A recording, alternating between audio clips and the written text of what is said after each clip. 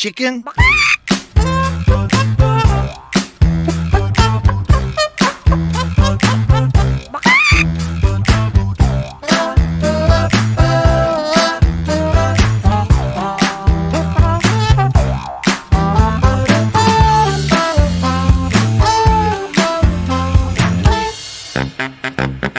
And that's some sort of,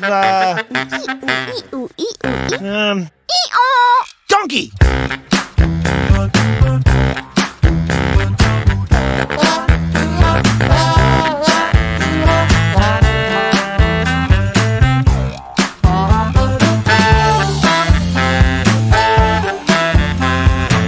Working our way through the animal kingdom.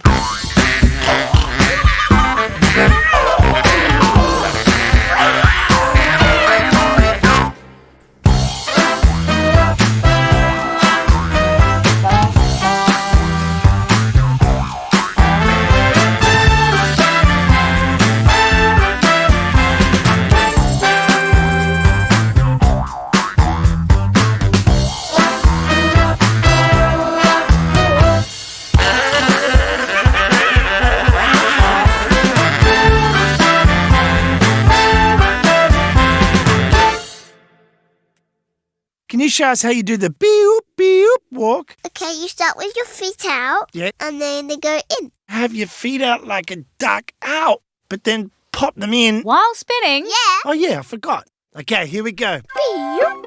Beep. Beep. Beep.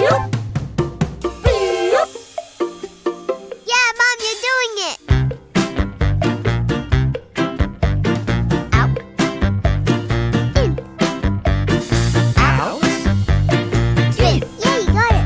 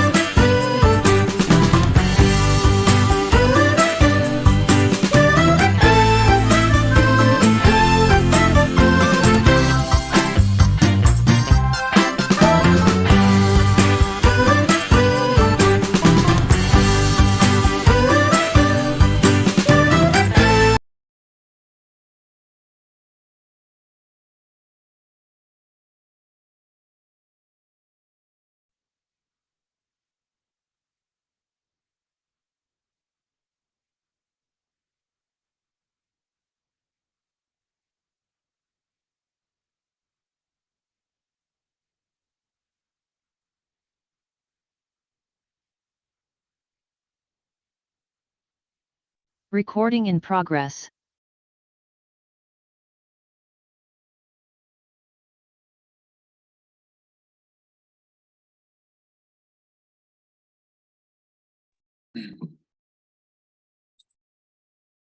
All right, good evening, ladies and gentlemen, and welcome to the regular meeting of the Dearborn Heights City Council. Today's June 27th, 2023. It is right now 6:01 p.m. Madam Clerk, can you please take roll call? Yes, Dave Abdallah, Here. Hassan Ahmad, Here. Mo Beydoun, Here. Nancy Breyer. Here, Robert Constant. Absent, Ray Muscat, Here. Tom Wencel. Here. Mr. Chair, you have a quorum. Thank you very much, Madam Clerk. You're welcome. Next up on our agenda is our Pledge of Allegiance. This one will be led by our Delta Airlines main coordinator, Mr. Hussein Berry. Let's go. I pledge allegiance to the flag of the United States of America and to the republic for which it stands, one nation, under God, indivisible, with liberty and justice for all. Thank you very much, Mr. Berry. Next up on our agenda is item 2A, City Council Proclamation. And this will be led by Councilman Hassan Ahmad.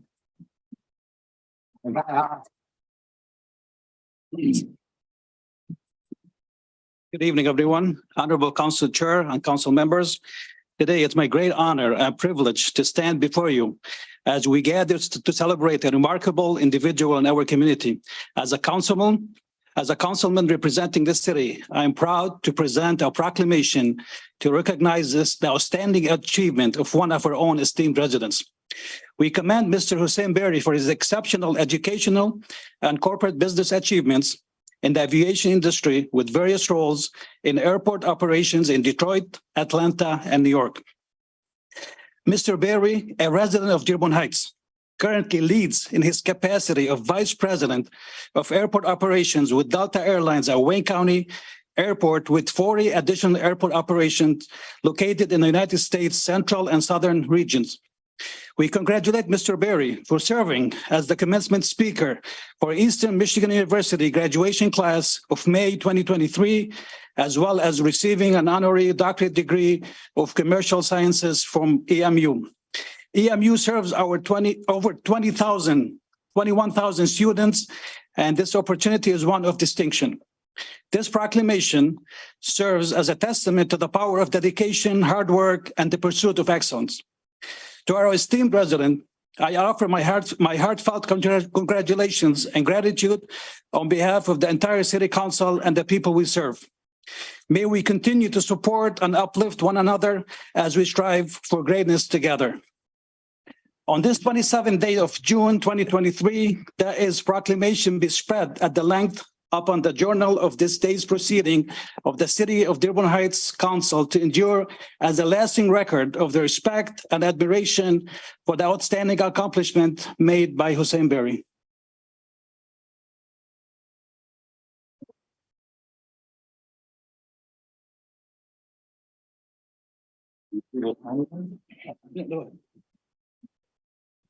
Good evening.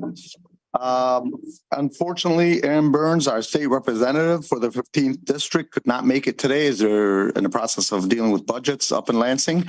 So I was asked to read this on her behalf. First of all, we have a state of Michigan proclamation, special tribute to Mr. Hussein Berry from our state representative. And she's got a little letter here that she asked me to read for her. Mr. Berry, I want to extend, and this is again from State Representative Aaron Burns, not for myself, although I'd be honored, of course, to present something like that to you. I want to extend my most sincere congratulations on your accomplishments and the positive example you set for everyone in our local community. As Vice President of Airport Operations at Metro Airport, your work sets the tone for how visitors from around the world experience their first moments in the metro area and leaves a lasting impression. Your recent selection to serve as a commencement speaker at Eastern Michigan University undoubtedly serves as a tremendous source of pride for you and your loved ones, and for broader Dearborn Heights community. I'm sorry I could not attend this evening's City Council meeting as I am in Lansing voting on the state budget. Though I hope to see you and congratulate you in person soon. Aaron Burns, State Representative, Michigan, 15th House District.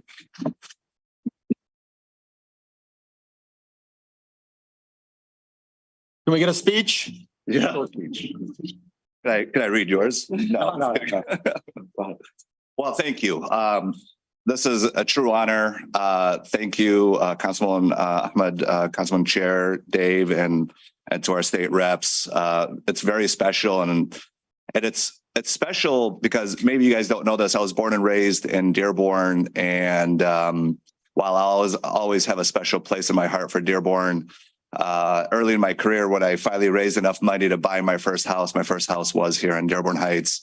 And now on my third house, and hopefully my last retirement home I just moved into in December, makes us all that more special. And when you think back to have lived here for about 21 years, the city has really changed a lot in 21 years. It's unrecognizable to me.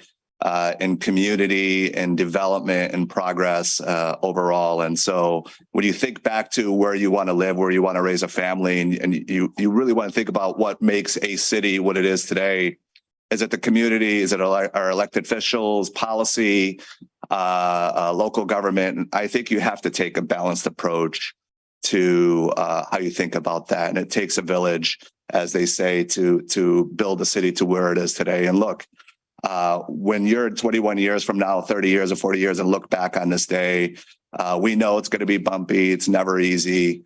But as long as the net change is a positive one, and when we look at it, we want to look at it from a point of, you don't want to spend time justifying your decisions and the moves that you make. You want to spend time reflecting and learning from them.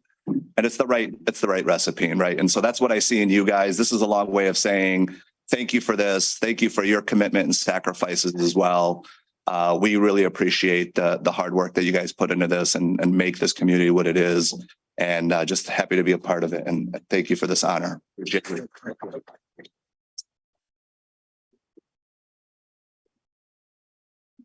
Congratulations again. Yeah. I will tell you guys, if your bags ever go missing, don't say you heard it here off record. I've said, oh, Mr. Barry said he's gonna give you a call, and somebody's like, oh, we'll find your bag. And my bag was found. You put an air tag on it, don't lie. Really, I swear, I just dropped his name. Our tags work. Yeah. Hear that one? What's that?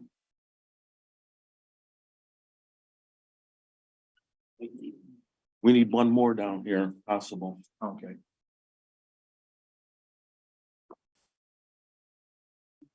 Thank you. Or a couple more so we can give. Just want you to know, Councilman, I'm a little stressing today about this. How was it? Oh, big guy. He kept calling me, you think it's gonna be ready? You think it's gonna be perfect? I said, I hope so. You have 3 more down? Yeah. Well, first of all, thank you.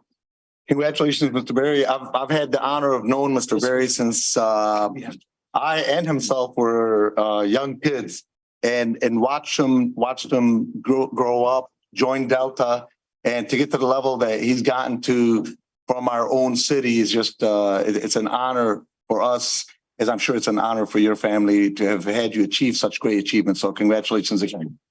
Thank you. All right, next up on agenda is our agenda approval. Council Chair, Councilman? I move that the Dearborn Heights City Council approve the agenda of the regular meeting of June 27th, 2023, with the removal of item 9D as submitted. Second. Okay, motion made by Councilman Baidoon and seconded by Councilman Ahmad. Any discussion on that? Hearing none, all in favor, please state aye. Aye. Any opposed? The ayes have it, motion carried. Next item on our agenda is approval of the minutes. Council Chair, Councilman? I move that the Dearborn Heights City Council approve the minutes for the regular meeting of June 13, 2023 as submitted. Support. Okay, motion made by Councilman Ahmad and seconded by Councilman Baidoon. Any discussion on that?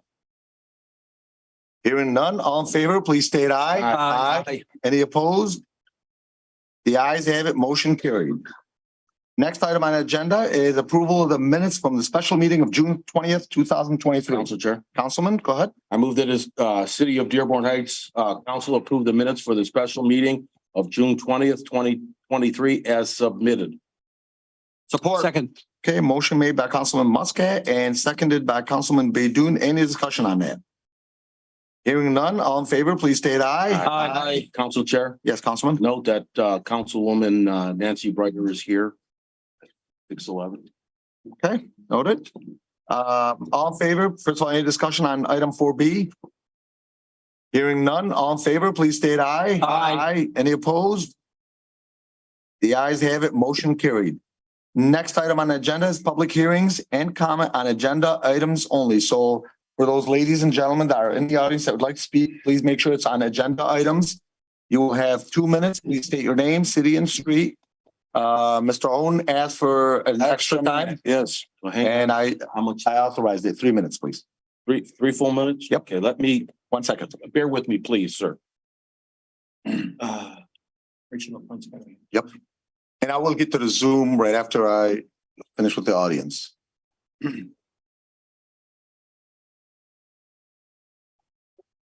Whoop. Okay. Good afternoon. My name is Hassan Ayun. I became a public activist for the city of Dearborn, but now I'm a national public activist. Anyways, today I just wanted to talk about a gentleman that's sitting in this audience. I've been to his place, Elite Sports, Mike Mackey. Just to get the record straight, you guys gave him a thing that during COVID, it's supposed to be for 12 months. Let's get the record straight because gyms were closed for 12 months. He qualifies for 12 months. Let's not rip around the bush. Let's not put our personal agenda on the table. Keep that at home. Because at the end of the day, we're supposed to be with the people, not against the people. I'm not understanding what's going on here. You guys approved something and then you don't want to give it to him. Then you do a closed meeting, and the gentleman over here, Bob, sat there and said, yes, we did a discussion about Mr. Mackey. Why wasn't he aware of it? Should he go to litigation? Guaranteed. If he goes to litigation, attorney fees, 12 months granted. It's terrible. This guy deserves to be treated equally like everybody else, like the golf course people, like everybody else. I'm not going to sit there and let you guys push him all the way to a point of no return. I am tired of it. You guys say he didn't pay the water bill? Yes, he paid the water bill. Okay. During this gentleman, you should pay the $12,500 he paid to issue a check back for 3 months, okay, or 3 months no rent. So I'm asking for 12 plus 3, 15 months, no rent. Starting from next month, Mr. Mackey should be entitled for 15 months, no rent. I'm asking the city council to approve that today, not tomorrow. If it doesn't get approved today, he's walking out of here, we're going to circuit court. And I'm going to make sure he goes to circuit court because I'm tired of it. If Bill Bazzi got the agenda with Mike Mackey, keep the agenda at home. Keep the agenda at home. Okay, I'm just telling you this. I don't care what you say. Okay, Mr. Mackey deserves to be treated like a human being, not like garbage. I'm sick and tired of it. Went to his place. He showed me all the bills. He showed me everything. I understand you, man. I don't understand you. You sit there and tell people that he's not paying the water bill. He paid $500. You should be ashamed of yourselves. Jesus Christ. Okay, thank you, Mr. Owen. Anybody else? Hello? One second. Let's get our technology. Okay. It doesn't start until after you state your name. So state your name, city, street. Sue Kaminsky, Amboy Street, Dearborn Heights, regarding 9B, which is regarding Mr. Mackey. I've been active in the city since 1976. If I had to pick one resident out of that entire time who is deserving of proclamations, it's Mike Mackey. He does more for this city than 50 people combined. And a little story about Mike. Field of Dreams, which Crestwood owns, is the baseball fields that Mike takes it upon himself to take care of, do all the work at, entail the expense when the school district should. And I'm a former board member, as all of you know. Today, there was an injured deer in the field with the baby fawn. Animal control came out. They had to cut the fence. They were not able to catch the deer or do anything. So the broken leg deer is still there with a brand new baby. They had to cut that fence. I called Mr. Mackey. That fence had a new lock on it within a half hour. He's a busy man. That's not his priority. That's not his expense. And if this city does not take the time and care to do what you promised to do already and voted on and take care of Mr. Mackey, we're going to lose him. And if we lose Mike Mackey, this city is going to be in dire need because nobody, no group of people, not all of you combined who I respect, do half of what that man does.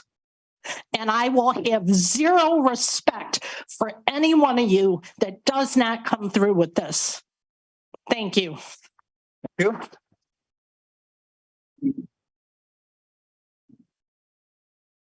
Good evening, Sambazi, Sheehan Street. I'm referring to the item on agenda 9B. It's in regards to elite sport. I ask your honor body that to take this in consideration and to vote it right here. I mean, we've seen some other projects in the city that the city spent a lot of money for these projects. I think it's time that something is being done right. Elite Sports and Mr. Mackey are they spent a lot of money in this place. So I'm asking you please to consider the request here and do the right choice. It's about the time that we start to change things around to the positive stuff. So please take it in consideration and do the right thing. Thank you. Thank you very much. Hi, Stephanie Butler, Dearborn resident. And I also wanted to comment on 9B. I wasn't planning on speaking, but I really do encourage you guys to vote and do the right thing for Mr. Mackey today. I know that I've been at his place on several occasions or on the phone with this guy, and he lets all these kids come in for free. He will not charge them to come in and do what they need to do. If they're hungry, I've watched them take ice cream, food out of the cooler, give them a drink, let them come in and use the bathroom. I know he's helped out Crestwood District a lot by allowing them to use their facilities where they were being overcharged elsewhere by another member in the community. And so the guy does do a lot of things, and he's only asking for what's fair. So, it would be a shame to lose a person like Mike Mackey for the city of Dearborn Heights. So thank you. Okay.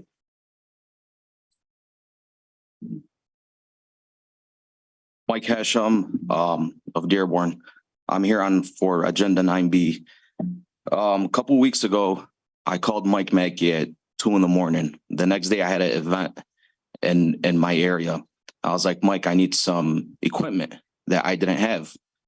I'm in a low income area that we don't even have recreational areas like Mr. Mike's facility.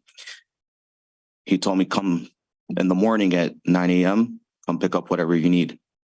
Let me tell you something.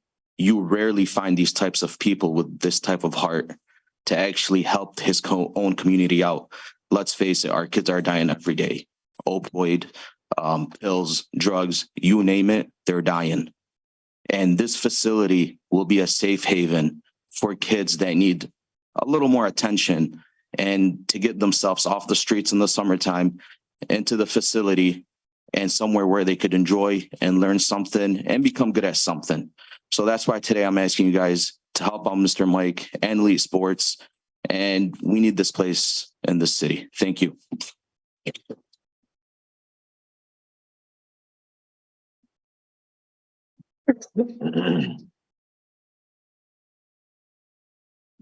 Good evening, everybody. Zuhair Abdallah, 354 Rosemary, Dearborn Heights. I remember when the city council voted to give abatement to Mr. Mackey, Mayor Bazzi seconded the motion. And right now what I see is not something which is really done out of goodness to recover money for the city from somebody who has been paying his bills in above. Mr. Mackey spent around $2 million from his own pocket and took property which the tenant wasn't even paying on it rent. And he's done a beautiful job in that place, keeping our kids safe. Somebody came and we gave him a $3.2 million and given us nothing in return for the golf course. What I see is a vendetta by Mr. Bill Bazzi against this person for political reasons. And just to announce, I am recalling this mayor. Thank you. Violation of Act 78. Got it with me. Point of order, nothing from the audience, please. Anybody else in the audience that would like to speak? Come on up. On agenda items only though. Okay. My name's Ron Frenzy, live on Fairwood, Dearborn Heights, and I'd like to talk on 9C about this. At the last meeting they talked about you couldn't find any paint, so I went home, fired up my computer, got into Google, typed in striping paint, and sure enough, out popped Sherwin-Williams, and they have a really nice store on Ford Road, right opposite where Kmart used to be. And you can buy these big cans of paint, it costs $175 for that. Now, the other expense is you shouldn't really paint it with a brush. You shouldn't use a roller, but you should use a spray gun. So you need like a striping machine. They're kind of expensive. They're like $1,500 to $3,000. But I bet between the DPW here in Dearborn Heights, or maybe Garden City, Redford, or for sure Dearborn, they have one of these. So the city could maybe go there and just borrow it, give them some money, and then we could do the striping. We've actually already started. DPW has already went out. Oh, and I believe Party in Annapolis was already painted. Oh, great minds think alike. Great minds. Yeah, that's good. Thank you, sir. Anybody else in the audience that would like to speak on agenda items only at this point? Seeing no one, we'll go ahead and go to Zoom. We have Miss Rachel Lapointe, please. Hey guys, can you hear me okay? Yes, we can. Awesome. Rachel Lapointe, Merrick Street, Dearborn Heights. So two things. First, congratulations to Mr. Berry. How would a resident get put on the agenda for an honor, like the proclamation thing? How does that work? Would be my first question. So in this particular case, basically it takes either a council member or somebody from administration, possibly a mayor or anybody else pretty much within generally administration going through the mayor or if a council member wants to, and at that point it goes to the city council president or chairperson. The chairperson decides if they're going to add it on the agenda, and then from there they do a proclamation. So then a resident would speak to anybody that's an elected official, say. Correct. Okay, awesome. Thank you. And then the other thing was about items 9B, 9C, and 9I. The three items didn't have a backup. It said they were going to be provided once the clerk's office got them. Up to now, I haven't seen an update on the website.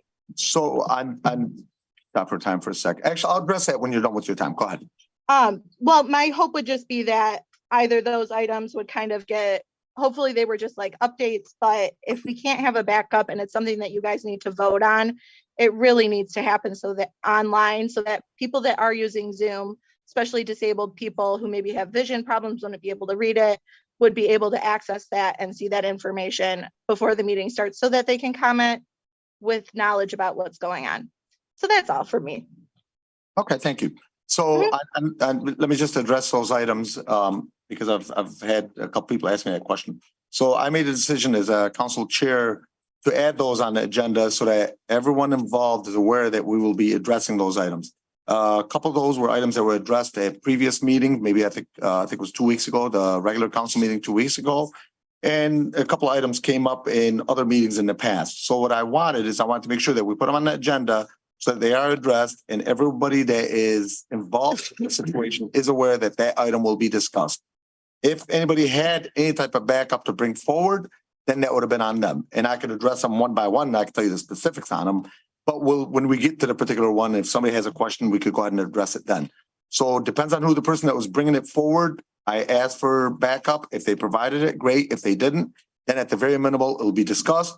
And everyone involved in the situation will at least know that this is something that will be addressed during the council meeting. We may or may not vote. We may or may not come to a conclusion, but at least everybody involved knows that this will be discussed. Thank you. Anybody else in the audience or on Zoom? Okay. Seeing, I know, Rachel, you have your hand up, but unfortunately it's one time. I apologize. Oh, thumbs up. Thank you. Okay. Thank you, Rachel. Okay. Next up is our fund transfers and current Council Chair. Councilman. I move that the Dearborn Heights City Council approve the current claims and ACH wire transfers 6-1 through 6-57 as submitted. Support. Okay, motion made by Councilman Baidoon and seconded by Councilman Constant. Any discussion on that? Hearing none, all in favor, please state aye. Aye. Any opposed? The ayes have it, motion carried. Next item on our agenda is item 7A, consideration of bids. Council Chair, Councilman? I move that the Dearborn Heights City Council award the bid for tree removal, tree trimming, and stump removal to Urban Tree Trimming Services, Inc. as the lowest bidder and authorize the Comptroller to return the bid bonds that unsuccessful bidders. In addition, authorize the mayor and the clerk to sign the contract documents on behalf of the city. Furthermore, provided the mayor also authorizes any such payment as necessary expense, the city council authorizes warrants to be issued for the payment of these services. By doing so, the city council authorizes any such warrant and payment without prior authorization by the city council of the specific warrant and payment as permitted by and consistent with city charter, section 8.9 as outlined in 7-A. Second. Okay, motion made by Councilman Ahmad and seconded by Councilman Muscat. Any discussion on that? Council Chair. Councilman? So I had a conversation with Mr. Conrad, and I'm still addressing the 3 to 6 year long tree list that needs to be, the trees need to be trimmed. Or stumps need to be chopped down. I believe he told me with this new contract, we wouldn't have to wait for DTE to come through, that this contract would actually allow this bidder who's also licensed with DTE be able to go through the wires and be able to trim this up. So, previously with Dearborn tree trimming, we would have to wait for DTE to come trim it halfway, and then we would send Dearborn Trees to trim the remaining of it. According to Mr. Conrad, and maybe he can speak out on this a little bit, he says that we no longer would have to reach out to DTE because they are licensed or they've been granted to be able to do it alongside DTE. That's my first thing. My second thing is my question to Mr. Conrad and maybe to the administration, if anyone can answer. Will this also speed up the process of this 6 year long tree trimming / tree removal? And then my final question is, which I'm going to speak about later on, but it's also some of the sycamore trees in the city of Dearborn Heights. Will this also kind of put us in the position to remove a lot of these sycamore trees, which, we have lovely residents in here who have been struggling for many, many years. Okay, Director, thank you.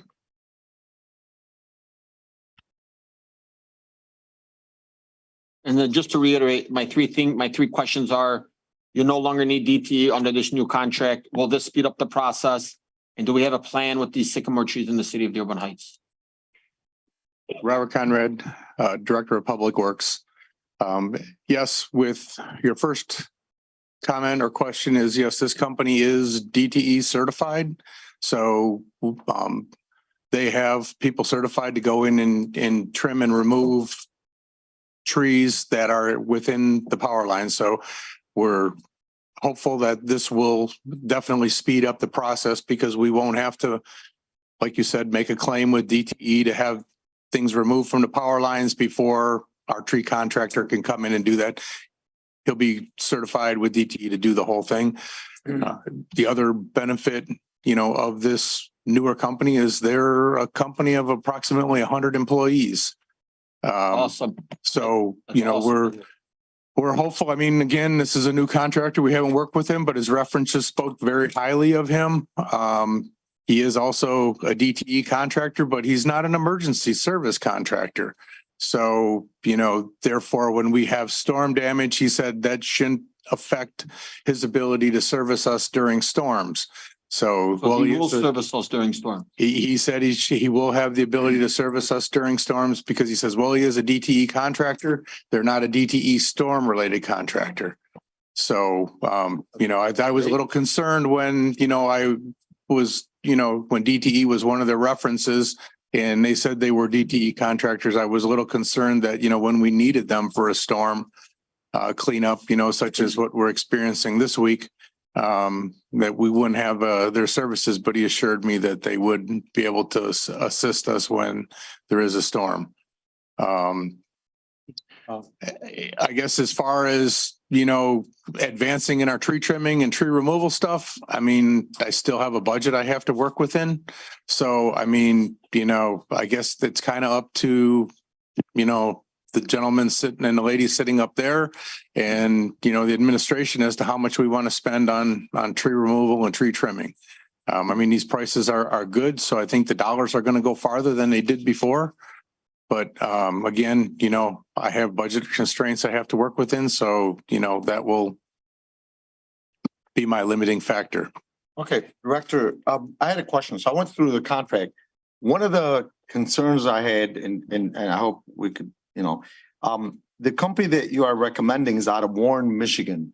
And in terms of logistics, is that going to be problematic being further out, especially during emergencies? Is this something that they handled this far out? Because I know one of the other companies was in Garden City, but their prices were quite a bit higher. Obviously, it would have been more ideal. And the most ideal would have been a Dearborn Heights, obviously, company, but none bid on it. So is that a concern for you at all? I mean, that's just their administrative offices out of Warren. They're actually out of Detroit. So I don't think they're 30 minutes away from their location in Detroit. But their administrative offices, yes, are in Warren. Okay, yeah, if their main office, if their main, I guess we want to call it uses, whatever is here, that's fine. That's perfect. Okay.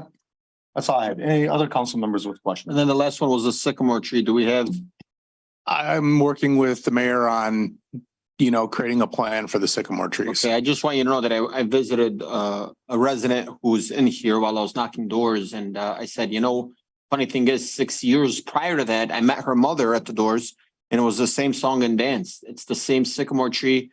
And guys, I want you to go. I know she said Roger went out there, and I want you guys to know, as an animal lover, and if do you have an animal? Do you got a dog, a cat, anything? Not anymore. Are you an animal lover? I am. I want you to know, if you're an animal lover, you wouldn't want those trees in our city. I promise you wouldn't. And just showing me photos of what her dog has to go through and have to pluck them out of their paws. I mean, we need to do something about it. I don't and I know it's not on you. I'm kind of venting a little bit. I'm just kind of venting, and I'm going to vent more about it later on. But I want you to know where I stand on that. The tree issue has been horrendous in Dearborn Heights. It's gotten better. But I mean, we need to do better. We can't keep saying we have a budget, and what we were always told by our comptroller is that we can do a budget amendment. And so this is a fluid contract. And if that's the case, then we need to maybe amend the budget so we can put more funds, maybe even some of ARPA funds, to take down some of these trees, whatever it takes, because safety is very important. I saw some photos online. Residents were sending me, tree limbs falling on people's cars. They were properly trimmed. And I'm not saying it's your fault. DPW crew does a great job. And I know we don't have the manpower. Hopefully this team will come out and, service us a little better. Well, I think the administration, I got to give them kudos. They're going in the right direction, obviously, by bringing these types of companies and having us select one of them. This will give them a lot more freedom to be able to, as they do in this case, subcontract it out. And hopefully more of the trees need to be done. I tell you, similar to Councilman Beydoun, I was walking my granddaughter. We're at somebody's house for dinner, and just walking my granddaughter, and I had two different people stop me, I think near your house, showing me the sycamore trees and the potential damage that they can cause to people's pets. And the lady there had a dog, and I seen that Councilman Beydoun's mentioning. I seen what they're referencing. No, it's. I swear to you. Yeah, it's bad. No. So think. But to be fair, this administration or this director didn't put those in. They've been there, 30, 40 years. But all the councilmen and myself are asking, just keep it on your radar. Yeah. We gotta take these down as we can, and then replace them with better trees. Go ahead, Councilman. Piggybacking on all of that, Councilman, both Mo Beydoun and yourself, I think it's required that we go back and we look at this tree ordinance closely. I know we can change a lot of this verbiage in it. This tree ordinance was done some 10, 12 years ago, the way it's written today, with a few tweaks. But nobody ever took in consideration how bad some of these trees are. And some of these trees, I know even on my street or right around the block, the roots are so bad, they're actually breaking the curbs on the street. A tree is a very powerful living thing that can destroy a lot of property. It's not so much the sidewalks, it's actually destroying the roads now because they got no place else to go. So we need to look at that tree ordinance and see what we can come up to help the residents avoid such large bills and continuing replacing driveways and sidewalks continuously. It's getting, some people just can't afford it. I would add, Councilman, that we went out there to look especially at that tree. and about the sidewalk and the damage it's doing. We are looking at the ordinance now. We even looked at behind the properties where the tree branches are overlooking the wires. So we're gonna have to initiate some contact with DTE. I think the legal department, because they send their people out now, but they don't touch it. And that's just a fire or problem waiting to happen. So we are looking at the ordinance. We will obviously work with buildings department and DPW.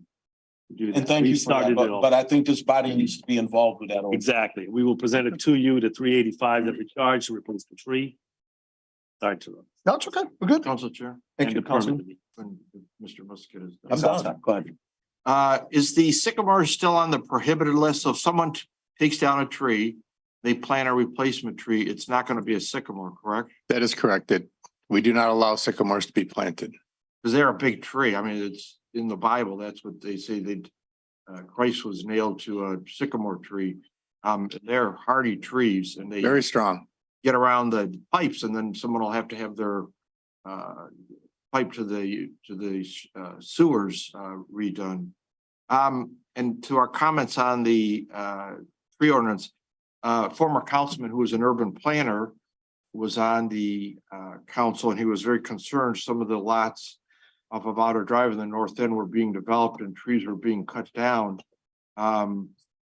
These houses are close to each other and homeowner doesn't want to be caught in a dilemma where they've got, you know, a tree that's on what sparse property they have destroying their plumbing and so forth. So we will have to relook at the ordinance and possibly allow the homeowner to do more. Okay.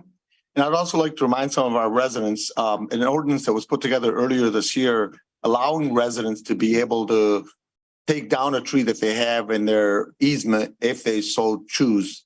In the past, the previous ordinance was, you know, the tree had to have been, you know, somebody from the city DPW would come and check it out. And it had to be an unhealthy or sick tree before you could take it down. Now you can take down that tree, replace it with a smaller tree, whatever tree you prefer that is within the ordinance, Actually, obviously. we'll pay for the tree replacement out of the tree fund. Correct. So it is a good ordinance for those that have larger trees and they want to take them out. Unfortunately, you have to take it out at your expense. If it's a healthy tree, if it's an unhealthy tree, then the city will take it down. Okay, let's go ahead and take this to the Council vote. Chair, Oh, I have a quick question. Go ahead, Councilman. Thank you. Director, I noticed on the bids that there was, you know, I think there was 2 tree removal and stump removal. I know some of them were cheaper. Is it common practice or uncommon practice to take one price for tree removal and give it to one company and stump removal to another company if it's Yes, cheaper? that wouldn't be a good practice. No? No. Even if it's cheaper to do it that way? Yes. Have you ever asked the contractor to just do the tree removal and have a company come in and do the stumps? I mean, when I look at the bid, the differences are very minimal. And I don't think that would be a benefit to us. I mean, it'd actually be a deterrent to have that, you know, contractor. And, you know, I'm not so sure when you start splitting stuff up like that, if you're going to get good responses out of either one of your contractors. Okay, well, you know, your experience. I was just curious because I noticed the one was cheaper on stump removal. I mean, I've never seen that done anywhere, you know, for tree contracts. I mean, or actually any kind of contract where they would piece up the bid and give it the, you know, this piece to that and this piece to another.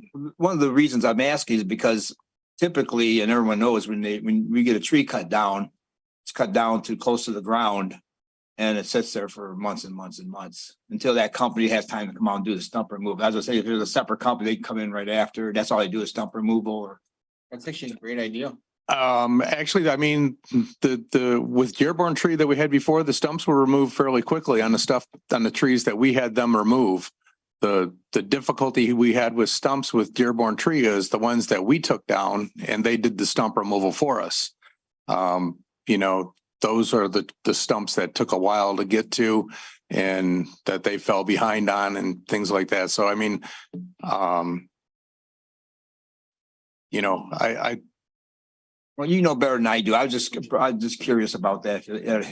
I think with the size of this company, I'm hopeful that, you know, we're going to have, you know, good work. I mean, the stump contract that we did last year to get caught up on things, you know, because Dearborn wasn't taking care of business for us. they did a great job catching up, getting us caught up. I mean, right now we're caught up. I mean, we actually, wait till we get, a good week's worth of, work for, 10, 20 stumps to do, so we're not, when we take trees down, we're not giving him a stump every time we take one down. We wait till we have a list of, 5, 10, 20 stumps, and then we give it to him. So it's worth his while to come into our community and stump because, they can do, a half a dozen a day. Okay, Council Chair. Councilman. Thank you, Council Chair. Definitely, we have a tree problem in the city, but I think we're heading in the right direction. I thank you, Director, for taking the initiative and getting those bids. My question was just for the price for the trimming, like how far do they go with the trimming? I know it's a set price, so is it? They're just going to trim up the canopy going down the street. It's It doesn't matter. it's just a cleanup, so that, trucks and things like that, the garbage trucks, delivery trucks, things like that aren't getting, anything, I would think if, we have some, trimming that's going over houses, that might have to refer back to, our DPW to get that kind of stuff. I mean, typically when you have a tree company trim a street, you'll give them the whole block and they'll just come in and they'll, trim that canopy out. So, So it's basically whatever it's over the street, not over the. Right. Yeah. I mean, typically, we can speak with them. I mean, they may want to charge us more than what they bid for that. But I mean, typically a tree trimming is cleaning the canopy up going down the street. Because I also had a lot of complaints about people like branches falling on their yard, like front yard. So, and it's a city tree. The trees do that. Yeah. I mean, they shed leaves, they shed branches. Every tree has a seed. I mean, some trees like you're gonna clean up everything. Some of them are, little helicopters. Some of them are cotton balls that fly around. Some of them are really nasty, like the sycamore that have that picky little ball-like seed. I mean, Those are sycamore trees. Yeah, that have that picky ball thing. I mean, Those are sycamore trees. I mean, every tree has a seed, it just be careful what you plant. All right, we have to take this to a vote. So any other urgent comments from council members? All right, hearing none. Motion made by Councilman Ahmad and seconded by Councilman Baidoon. All in favor, please state aye. Aye. Any opposed? The ayes have it. Motion carried. Next item on the agenda is item 7B, Parks and Recreation Director Laurencelle. Council Chair, Councilman. I move that the Dearborn Heights City Council award the bid for the demolition of the Playscape at Van Houten Park to Thomas E. Cement Company as the lowest bidder and authorize the comptroller to return the bid bonds to the unsuccessful bidders. In addition, authorize the mayor and comptroller or clerk to sign the necessary warrants and the treasurer to issue payment in the amount of $17,500 out of the account 691-981 as outlined in 7B. Support. Okay, motion made by Councilman Muscat and seconded by Councilman Baidoon. Any discussion on that? Councilman? Just for the people to know, I mean, when I first saw $17,500, I was kind of stunned. They're taking down a little Playscape, but it's just more than that. They've got to go in there and take out the cement foundations, which are deep, a lot of digging, a lot of excavation. So there's a lot more to this than just taking down a Playscape. Okay. So when I looked at it, it's the first thing I thought too, and I do know that we can only rely on who's actually bid on the project through BidNet. The only thing is, like we talked about the last council meeting, I would like to see us advertise more on social media, like we talked 2 weeks ago, newspapers, wherever we can. And again, social media is almost at no cost. The only advantage we would have there is to have more local companies bidding on our projects, which I'd be all for. And number two, get additional companies looking at this, because although I'm not an expert, I'm taking down this type of a Playscape, but I could see some possibly low, and I'm not faulting administration, just to make it clear, but I could see possibly some local contractors that could have done that possibly for a cheaper price. But unfortunately, it is what it is. This is the bids that we have in front of us. Any other comments from council members? Council Chair. Councilman? I know our Kiwanis Club years ago helped put up that Playscape. The design is, it looks like logs, but it's not slivers. I know there's a problem, and I see Mr. Blackburn here with a lot of weeds growing because there were chips down over the time the weeds came up. But we discussed this, I think, last year, and it was thought that the Playscape was pretty sound. And any idea what's going to go in there? in place of the Playscape?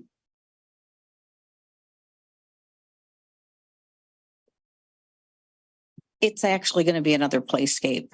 The one that we do have now has quite a lot of stuff wrong with it. It actually is not safe anymore. It's not deemed to be safe anymore. We've had a playground company come in and look at that. I have documents from that review when Ken Greibel had it done as well. The bid that you were talking about, actually, if you looked at the sheet, that was actually the best bid that we got. And also, that gentleman is a local guy. He just lives around the corner. Okay, good. So I'm a that was a plus. Council Chair. What's unsafe about it?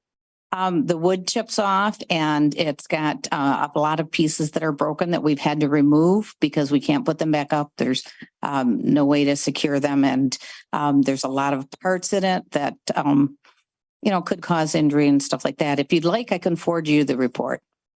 And I'll Council give Chair, it to you I think in I've seen the detail. report. I'm there all the time and it's not a big structure. You're at Silver Lane all the time? It's down I the don't think street from so. my office. Never seen it. It's down the street from my office. I walk through that park all the time. I don't. Are you swinging from the jungle gym and all of that? In kind of any stuff? event, Just a plastic, no, the kids play on it and have a lot of fun. Is a plastic structure gonna go in the I place? can send you the report. No, is a plastic structure gonna go? in No, this it's place? going to be a metal with some plastic parts. Thank you. Council Chair. We started meeting on the playground structure that we're going to be putting in today. If today was our first meeting, we're working with Wade Trim. It's going to be an exceptional play structure with all kinds of updates with the park, which is much needed because that is not a neighborhood park. That's a community park. People drive there to use it. We need to do the parking lot. We need to fix and update the splash pad. We're going to work on the ball field there. And it just has been let go for a long, long time. Okay, thank you so much, Council Chair. Councilman. Just a couple of things, if that's okay with you. Yeah.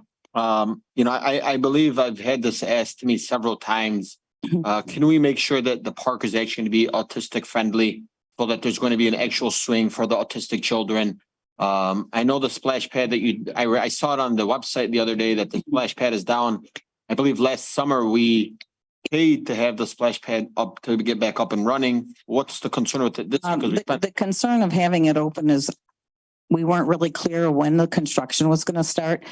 And it is going to start soon. So we've kept what we could open, but to open it and have everybody use it, then try to shut it down would be too difficult. So, and it's not in the best condition. There are leaks underneath the pad that's causing cracks in the pad. I thought we fixed that last year. You can only fix it so much, just the surface was fixed. We didn't dig it out and fix the pipes, which So will need there to be still be an done. official splash pad for the children? Oh, yeah, yeah. We're just going to fix that too. So, And then can you keep us updated with how the new swing sets and everything is going to seem like? yes. I said that. I'm hoping to have some type of picture of it and put a sign up so everybody can see what's coming. And So, you but said we're in it'll the- be. Go ahead, I'm It'll be sorry. okay for kids that have, kids with wheelchairs. Yes, it does have to be because most of the money we're using is block grant money. It does have to be handicap accessible and ADA. Well, I mean, even not just ADA compliance, but what I mean is that, I've seen, like, I was just in Birmingham the other weekend and there was a swing where you would actually put a child who was on a wheelchair and you would actually roll it back and forth. Okay. It was amazing. And I'd love to see something like that. Yeah, if you could send me the address of that park, I would go look at it. I will send you an email with it. I've not seen that before. Okay, I'll send you something. Relatively new. So let's go ahead and put this to a vote. Where? Item 7B, motion made by Councilman Muscat and the second was by who? Moby Dune. Moby Dune. All in favor, please say aye. Aye. Any opposed? The ayes have it, motion carried. I'm gonna go a little bit off track a little bit. Just wanted to recognize some of the Crestwood High School board members here. So I commend you and thank you for participating in our city. And I'd also like to take this time just to honor our police officers. We have Sergeant Zren here with us, so thank you. Fire department is here. And then there she is, also from our fire department there, so thank you. We're hiding behind my son there. All right, Let's recognize your son. He's a Lions fan. all right, item 8A. Council Chair. Go ahead, Councilman. I move that the Dearborn Heights City Council grant permission to Annapolis High School to hold their annual homecoming parade on Friday, October 6th, 2023 at 5 p.m. with staging to begin at 4:15 p.m. as outlined in 8A. Second. Okay, motion made by Councilman Baydoun and seconded by Councilman Constant. Any discussion on that? All right, wish you a great homecoming, of course. All in favor, please state aye. Aye. Any opposed? The ayes have it, motion carried. Next item on our agenda is item 8B, Dearborn Heights Public Employees Association, Technical, Professional, and Office Workers Association. Council Chair, Councilman? I move that the Dearborn Heights City Council extend the agreement between the city and the Dearborn Heights Public Employees Association, Technical, Professional, and Office Workers Association of Michigan on day-to-day basis until a new agreement is reached and approved as outlined in 8B. Support. Motion made by Councilman Muscat and seconded by Councilman Constant. Any discussion on that? Hearing none, all in favor, please state aye. Aye. Any opposed? The ayes have it, motion carried. Next item on the agenda is, I guess for myself, extension of the moratorium on used car lots. Council Chair, Councilman? I move that the Dearborn Heights City Council extend the moratorium on used car lots in the city for an additional period of 180 days as outlined in 9A. Support. Second. Motion made by Councilman Muscat and seconded by Councilman Baydoun. Any discussion on that? Hearing none, all in favor, Council please Chair? state aye. Aye. Well done, Council Chair. You have a comment, Councilman? Yes, I Oh, go ahead. thank you. This might have been one of the items that the people weren't 100% aware of what was taking place on this particular item. Can you give a brief? So in briefing, at one point a while back, we've extended this moratorium multiple times, I think 2 or 3 times, if I'm not mistaken. Off the top of my head, don't quote me on the date, but I think it was about 2 or 3 years ago, maybe even 4, maybe 4 years ago. As a council body, we decided that there was just too many used car lots opening up, most specifically on Van Born.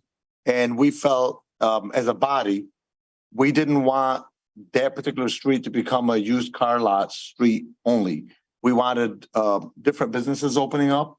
At that time, with the economy and everything else, there was some struggles with people opening up businesses. So a lot of used car lots came in there.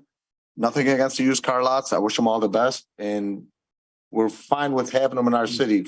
But what we wanted is some sort of a limitation. So we put some criteria in our ordinance as far as the number of feet away from each other, how they got to maintain their properties, et cetera, et cetera. That's what that was. And what we've done here is we're just extending the moratorium for an additional 180 days.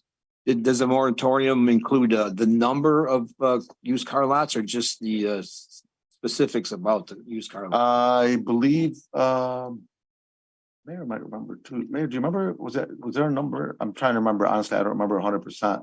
Was there a limit on the number of used car lots? Do you remember? There was no limit? Right. Or new ones. In the future.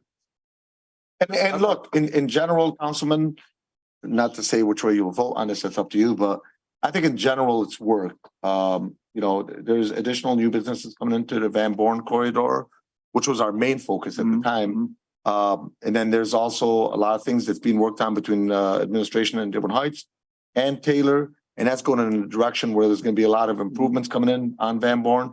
It's going in the right direction. And it's keeping a lot of the current used car lots, keeping up their properties. I mean, one that comes to mind right now is, Weiss Auto with Wissam Isa on Telegraph. I mean, place looks great, and many others too.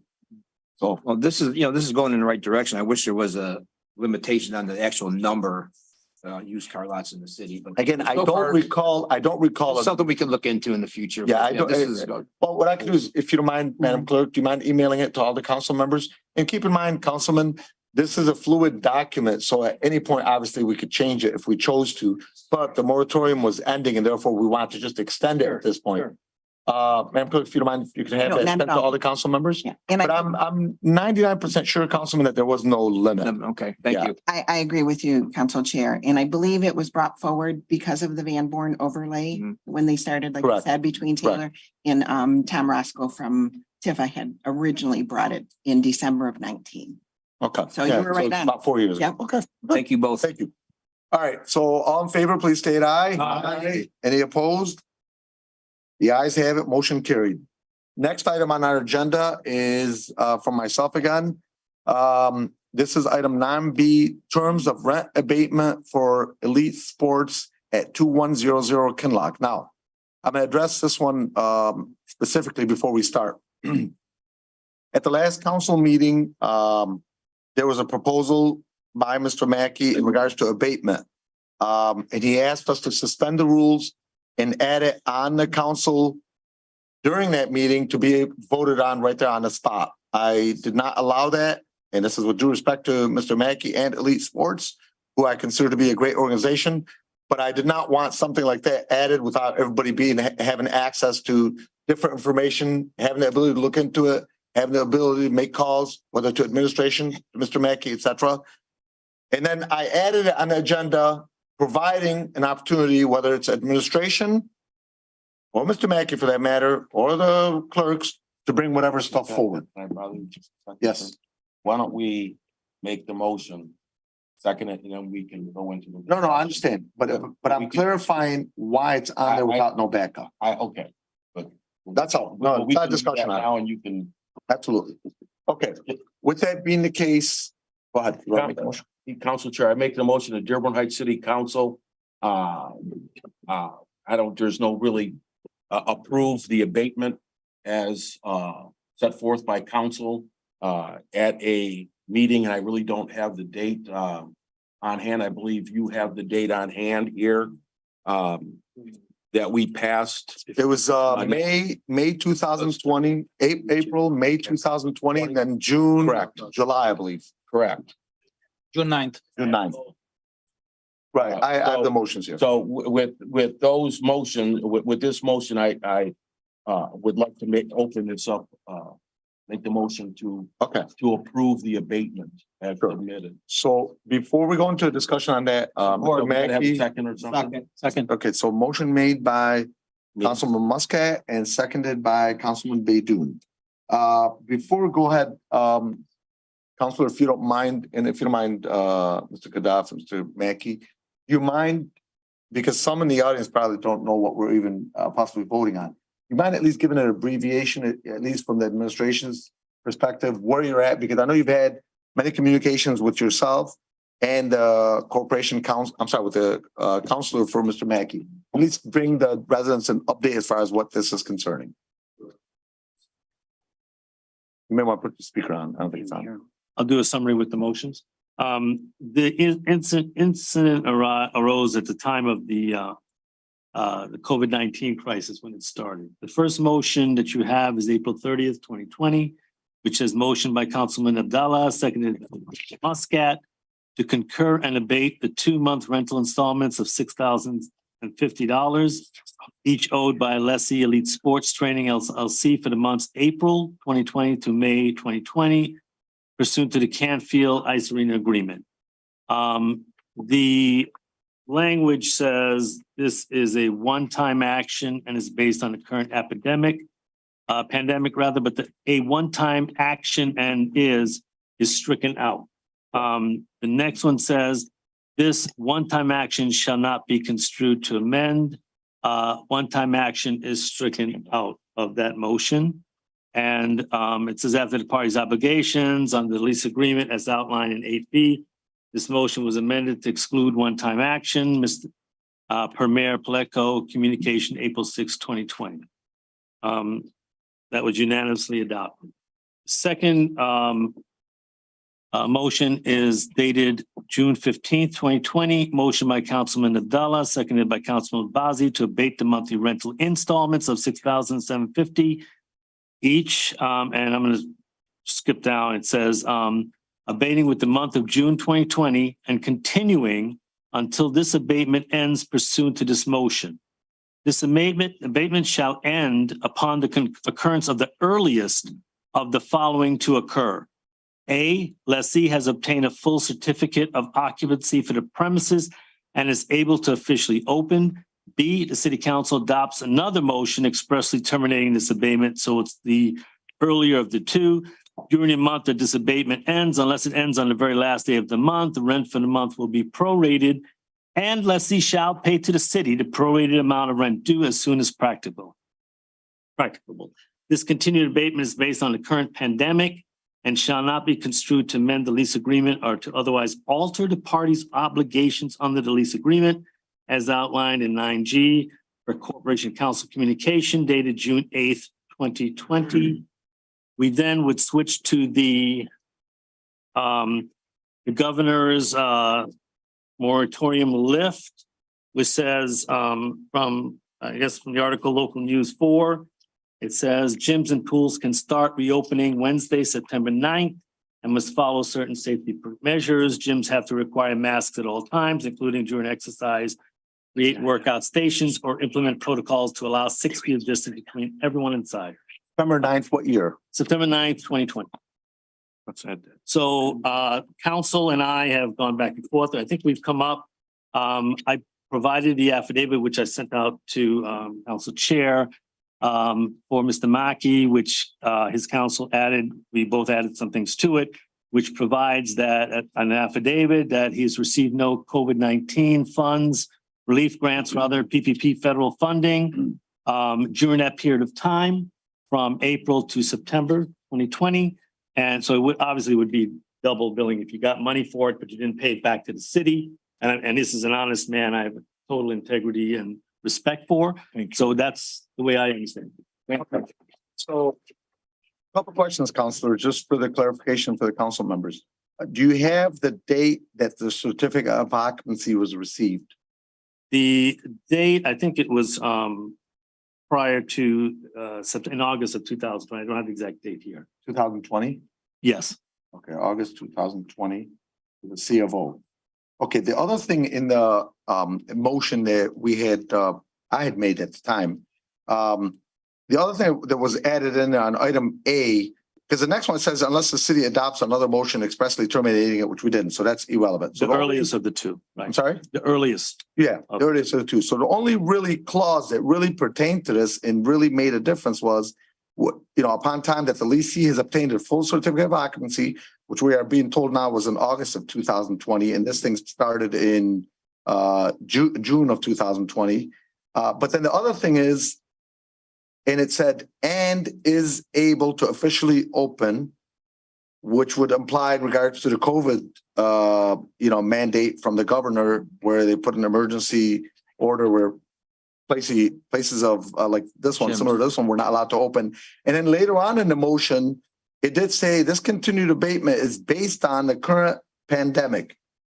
Okay, and shall not be construed as an amendment to the lease agreement, which we recognize it's not an amendment, but I'm just saying it says the words, it is based on the current pandemic. And earlier it says, and is able to officially, which would imply to me, or would be directly connected to the statement from the governor stating that's an emergency order and therefore he cannot officially open. I'd just like to take your take on that. Am I correct in what I'm thinking? Yeah, I'm not a lawyer, for full disclosure, but that's the way I'm reading it.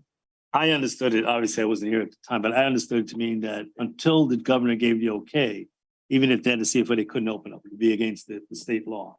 Okay. So September 9th was the date that the gyms were So officially allowed to that open. being the case, based on myself pulling up the motions and reading them, to me, it would seem, at least based on the rent only, we would allow Mr. Mackey / Elite Sports to not pay for May, June, July, August, and then that's when he got a C of O. And then you said in September 9th, 2020 was when the state said, okay, now you can open up. And previous to that, he already had a certificate of occupancy. Therefore, it would have met all the criteria and we would have to abate the dates that I just mentioned. Am I not correct? I think it was April. I thought you said April, May. Well, there was April, May was in the first motion. Right. And then in the second motion was June. I'm trying to read here. My eyes are getting worse and worse. I think it was June, July. June 2020 and continuing. It was June 2020. We have April, May, June was per the two motions. Then the rest of the second motion said, and continuing until he is able to get a certificate of occupancy, which we know was on August 2020. And until they can officially open. And then the rest of it was until they can officially open, which made it September. So to me, that would account for April, May, June, July, August, all the way up to September 9th. Am I not correct? That is correct. Okay, now, but then from the city's end, there's some potential money that's owed by, and I say potential, that's because obviously it's got to be cleared up, owed by Mr. Backy back on some water and other issues. Me personally, I'd like to see those, one second. Me personally, I'd like to see those obviously separated and we could deal with them one item at a time, because when you take 2, 3 items and put them together, it'll convolute everything and it's hard to make a decision. Okay, thank you. I just added to that. I think that the abatement should be April, like you said, to September 9th. We just put a condition, Okay, if you don't mind, nothing from the audience, please. that the affidavit would be there and that's protected. And the affidavit has been agreed upon Yes. by Mr. Mackey, as I understood it, and I know you and his attorney went back and forth trying to come to an agreement, and I think we you're did. now in agreement, and I'm gonna now allow Mr. Mackey. Well, Council Chair, I just, Well, let's, before us as council members speak, let's allow both sides, and then we'll go ahead and make Sure. some sort of decision. If you don't mind, please, Councilman. Go ahead. Good afternoon or good evening. My name is Jihad Kadaf. I'm the attorney for Elite Sports. And thank you, Mr. Farina, for reiterating that onto the record. But I'd like to clarify a couple things just for the record. Mr. Farina is correct in his statements, and you're correct in your reiteration of the motions that were passed by this council. It does state the future of the one of the two events must occur, and it is. Speak to the microphone, please. And the second occurrence didn't happen. You haven't withdrawn this motion or canceled the abatement as a body. So therefore, the first is the controlling document and the controlling language in the document. It further states that he can officially open. Well, we do know that the governor issued an executive order. That is not an opinion of the government. That is an executive order, and all cities, municipalities, counties are bound by executive order. So therefore, he couldn't open. He wasn't able to open, even if he wanted to open, whether you issued a certificate of occupancy or you didn't issue a certificate of occupancy, he wasn't legally allowed to open, as the city must, and so is he, follow the state's guidelines. Secondly, and I'm sure, I don't know if Mr. Farina is aware, or this body's aware, the governor went back and retracted that September ruling and reclosed again back in November. So in November of 2020, after the cases spiked, it is on the exact date, if I can be exact it's on November 15th or prior, effective November 18th, the governor issued an order saying that, again, we are going to close the gyms, the pools, the public places where the elite sports will fit under that category. And that took place up until January of 21. We stayed closed. We were in a pandemic. So realistically, he had a short window from August to September. Well, he was allowed to be open. Maybe a month, maybe a little more than a month. Then he was shut back down again, not by his choice. Not August, I think after September. September. So back in November, and for the November, December, and up until January, the governor again shut down all these public places. So again, going back to the language, this body did not withdraw the abatement as a vote and as a body. So we have to revert back to the language. He wasn't open. He couldn't be open. He wasn't allowed to be open. Something else I want to bring to the attention of the council today. The abatement is in the amount of $6,750 Per month. per month. Correct. Mr. Mackey's rent every month is $5,083.33 pursuant to the lease executed with the municipality, which leaves a difference of $1,666.67. Assuming that abatement amount is to cover taxes, expenses, things that he can't pay while he's closed and can't be operating. That's why the abatement was chosen at $6,750. If we assume that abatement for the months that I calculated, at this point in time, in reviewing the city records given by the treasurer to my office actually today, Mr. Mackey's actually owed a refund, a great refund, not a deficiency. It's the exact opposite. But I spoke to Mr. Mackey today, and as a good citizen and the things that he wants to do for the city, he's willing to forego that refund that's actually owed to him. can you give us that number? The total amount due to Mr. Mackey would be $13,333.36. if the abatement were to be given verbatim as this council approved. 13,000 what? $333.36. This is based on the treasurer's accounting, based on the information I just placed on the record for this council, and based on remedial math. Given that, he's willing to forego that in exchange for the council to approve this abatement. I personally wouldn't have done it. But these are expenses that he bared. He couldn't open. He was there paying electric, DTE, taxes to the city, right?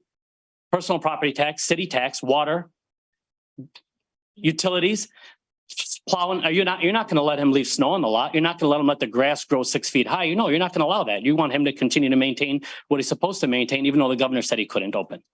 So for those reasons, and the reasons that I just placed on the record, and then also for the reasons that Mr. Farina kindly reiterated, I asked this body to approve that in the way that I've mentioned. Council Chair. Okay. Council Chair.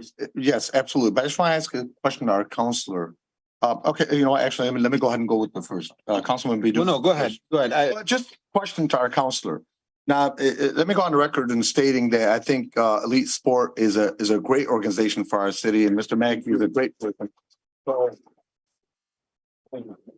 it's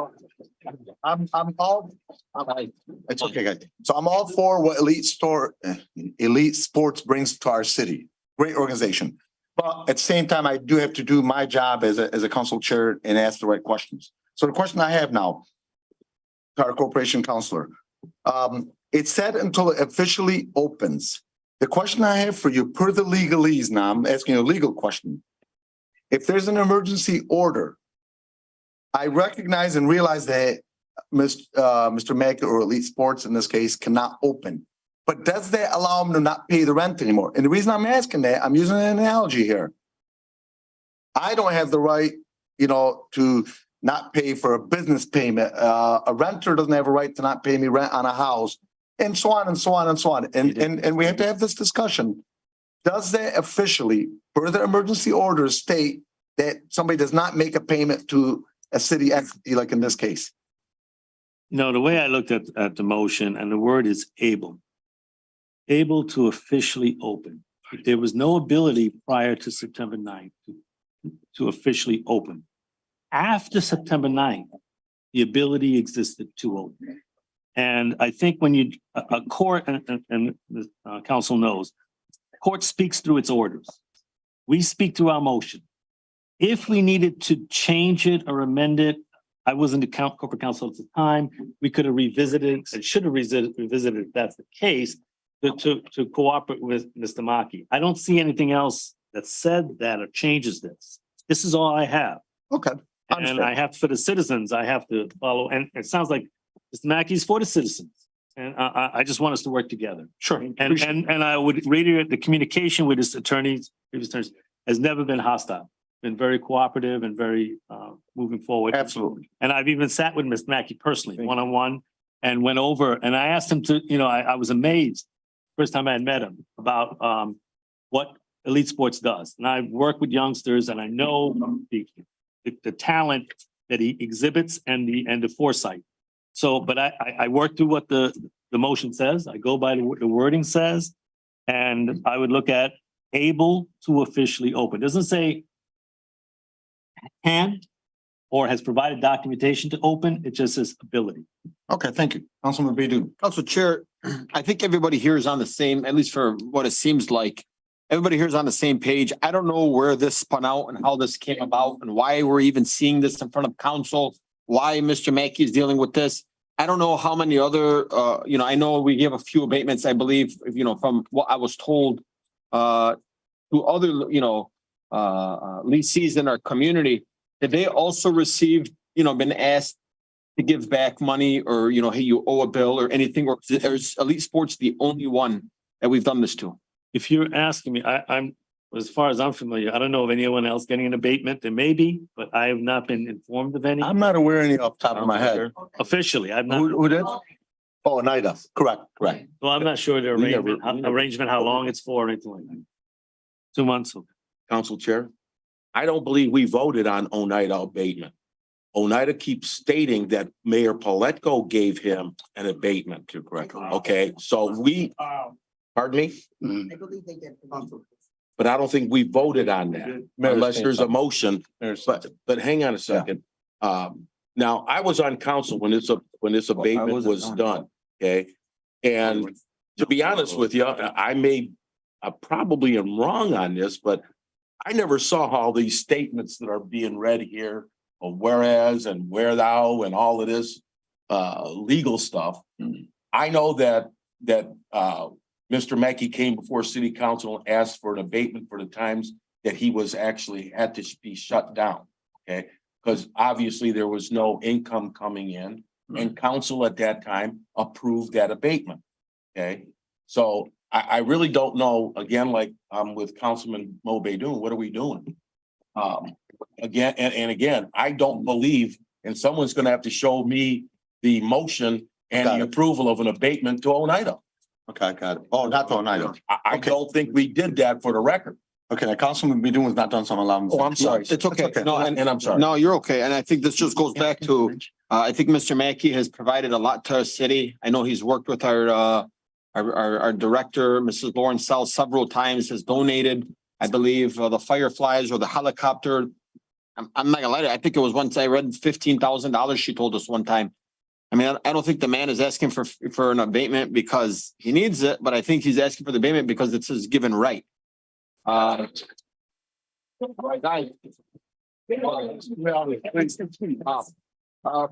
moral of the story is I wasn't on here when you guys did this motion, but to me, I think this is even embarrassing to our community for even bringing this. Okay. Council Chair, and I think we just need to make a vote on this and, I think put this to bed. Sure. I'd like to make a clarification just in case. And I want to make it to the audience / to the residents that this is not about money from Mr. Mackey's side. Because I'd like to, I was able to get a list of organizations that Elite Sports gives to for free for families. I mean, so we have this is organizations that he gives to for free. Dearborn Heights Parks and Recreation Department, Fire and Police Department softball events, senior citizens north and south side of the city, Islamic Center, Ford Road in Dearborn Heights, Dearborn Heights Raiders football and cheerleading, Crestwood High School girls, boys soccer, boys football, boys baseball, girls softball, school testing, please see attached. Dearborn Heights Police Wellness Workshop, Special Needs Camp, ages 3 through 12. Fortson High School men's football team, go Fortson. Dearborn High men's football team. So the point I'm making here is You can ask him. sorry, yeah, no, I recognize that. The point I'm making here, nothing from the audience, please. The point I'm making here is I don't believe this is about money specifically. I think he's just looking for his rights. Yes, thank you. Okay, Councilman Wencel. Nothing from the audience, please. Councilman Wencel. Thank you, Council Chair. Despite all the great things Mr. Mackey has done, and there's probably 10 times more than what you just mentioned. He's a great man. He does good things for the community. When I voted on this abatement, besides all the legal mumbo jumbo, is my understanding that we were voting on abatement until he could open and consistently stay open. And that's from my understanding, it's from, April to January. And that's the understanding I had when I voted on it. It wasn't, can you open up for a month here and then close down? It was until he can open up and stay open in business. Okay, the only thing to keep, and I respect that, Councilman, but the only thing to keep in mind for all council members is all of us as a body, as a country, as a world, nobody knew how long this thing was going to go on for and whether it was going to come back and go away. So there was a lot of things a lot of information that only God knew at the time. So, okay, no, sir, please, nothing from the audience. Thank you. Councilman Muscat. Just to reiterate what I said before, I'm not taking sides on anything that's political here whatsoever. I do remember the abatement, and this council voted 7-0, a unanimous vote. So the council must adhere to that, or our accountability is 0 to the residents. Okay. It goes to 0. And I just wish everybody would get together, put anything that's hurting one another. Sir, Okay, not please. from the audience, please. You've been asked 3 or 4 times to not say anything. I'd appreciate you not saying anything, and I thank you very kindly. It's put everything aside and let's become a great city again. This is where we started. Let's get together again and make it strong again. Okay, please. So let's go ahead and get a clarification on this motion before we go ahead and vote on it. Unless corporation, do you have any other? I just want to clarify what we're asking for from Elite Sports. That's all. Just so the council is clear, concise and clear on what we're asking for. Okay. Again, as I heard some of you already mentioned, the shutdown happened. We were closed in April. We effectively opened for a small window of time and then close down again. I will enter into the record if they would allow me to do so, the Governor Whitmer's administrative order, which I can provide to the council, if you would like to place on a permanent record, that's completely up to council. You get to go through the clerk. Yeah. And so given that, we have April. Yes, there was a month there where he was able to open, but then shut down. None of us here knew COVID was coming. Nobody here knew that we were going to have this pandemic. And I'm sure the council, as Councilman Wencel stated, that they did this with the intention of the unknown, and the unknown did happen. It did. And to touch on Chairperson Abdullah's comments, if we were to give Elite Sports a 10-month abatement, which would include the amount of the arrearage that the city is stating that he is, and give him the difference in the remaining difference in an abatement, you just mentioned all these things that he does that are great. You heard from the audience, you heard from the residents. Could the city go out and spend that money and do what he did? No. Could they do it?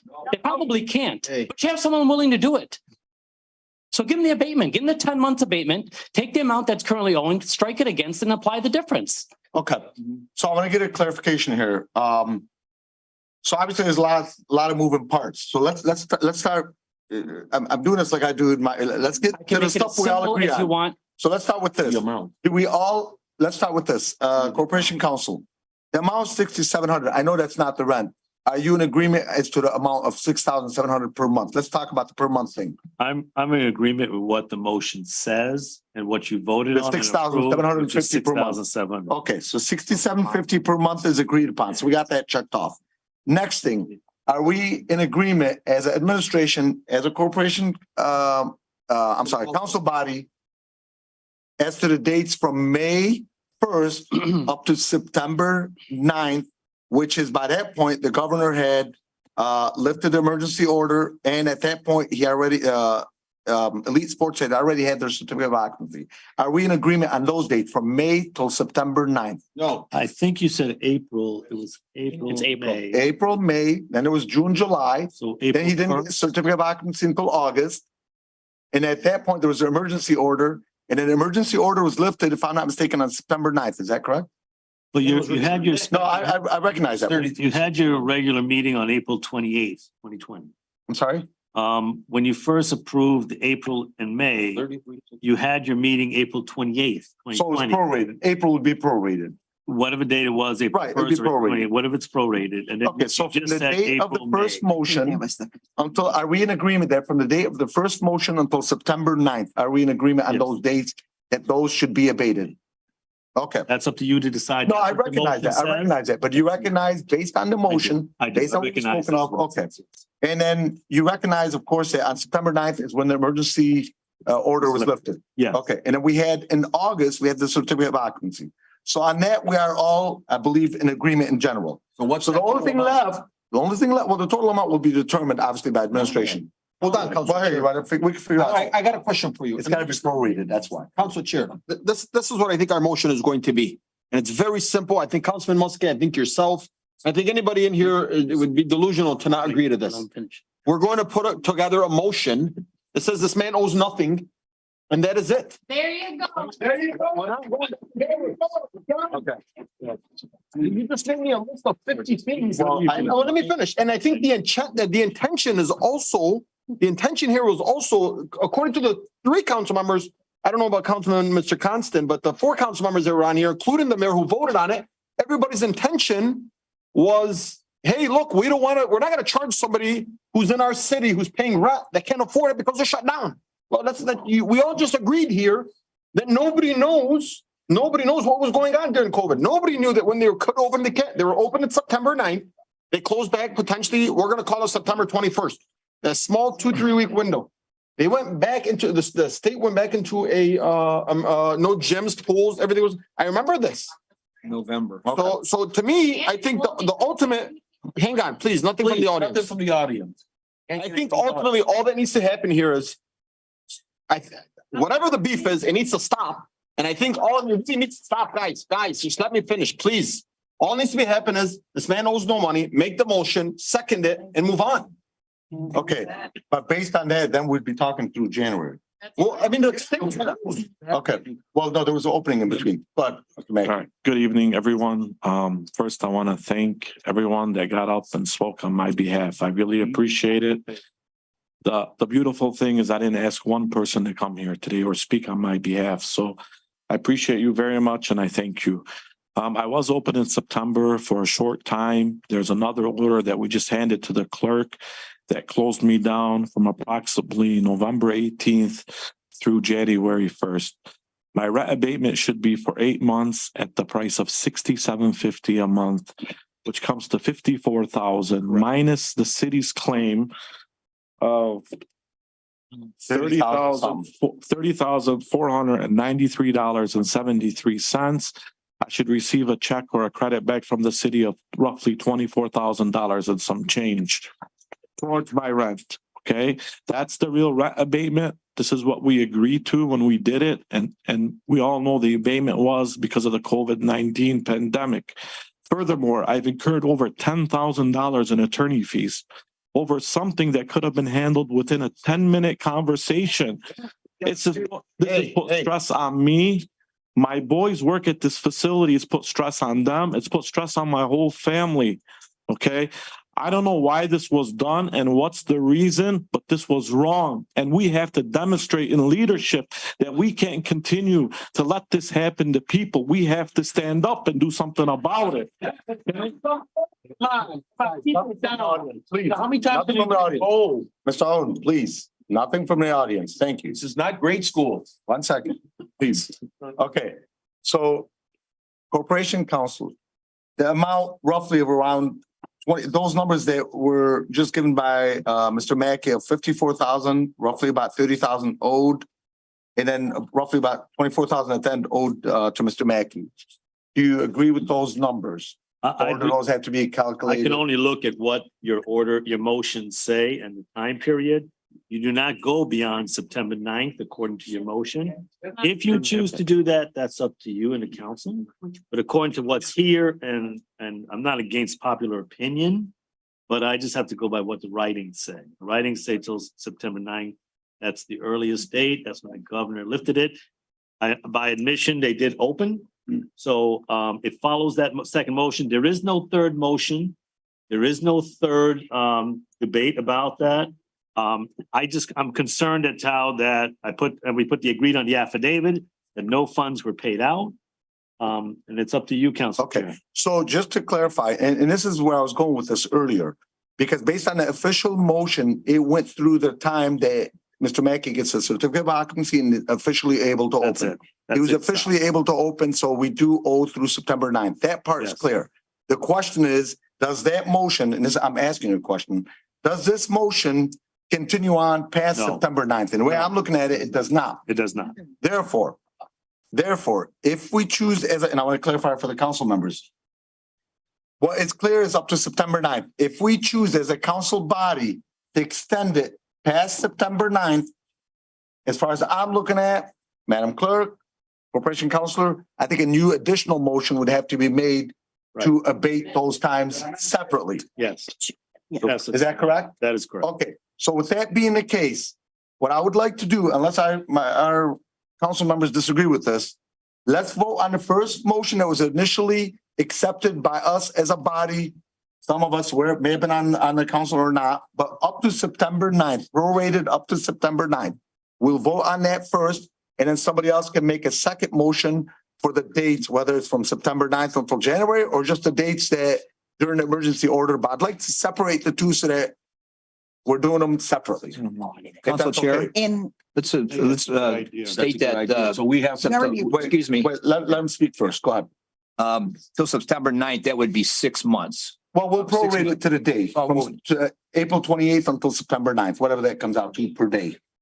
It'd be April 1st. It'll be April 1st. They put it on the agenda on the 28th, but it was proactive. Because I think that was our first Is that meeting. correct? Yeah, it was. I Since can it closed out. clarify directly from the order. April and May, that's all. I can read the order exactly, and it states, I've got it here. What about it? It says April 2020. correct, So that'd be all of April. correct. April and May. Yes. Yeah. 2020. Okay, because even though we voted on, to clarify for those in the audience, even though it's voted on April 28th, because the motion said April, it'd be all of April. Yes, thank you. Okay, somebody else? So I just want to make sure, council members, are you comfortable with voting on it? Yes. Two separate issues. We have to make Can enough motion. I ask a question? Yes, and go ahead. And, or maybe yourself, or maybe, you guys already made this vote. Exactly. Does your vote not matter Exactly. then?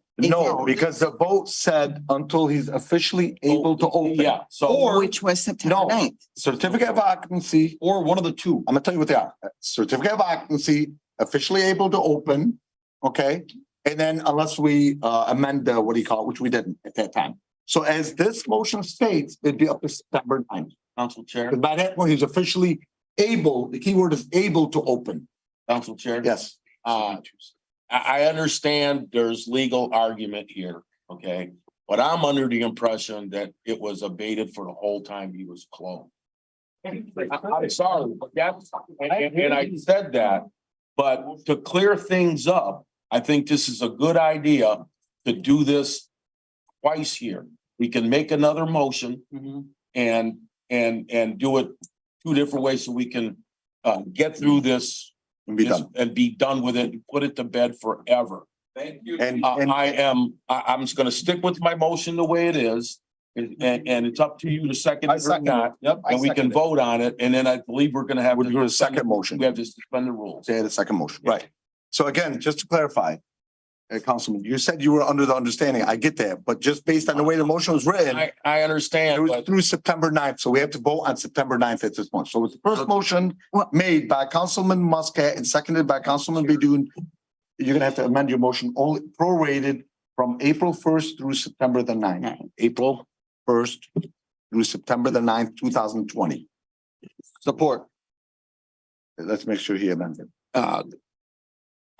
Just amend your motion for just. I amend my motion to have a prorated from April 1st through September of 2020. September 9th. September 9th. 2020. Of 2020. The rent would be abated at $6,750 per day. Yeah, that's prorated. according to the original And motion. seconded by Councilman Bedun. Any other further discussion on that? Hearing none. All in favor, please state aye. Aye. Any opposed?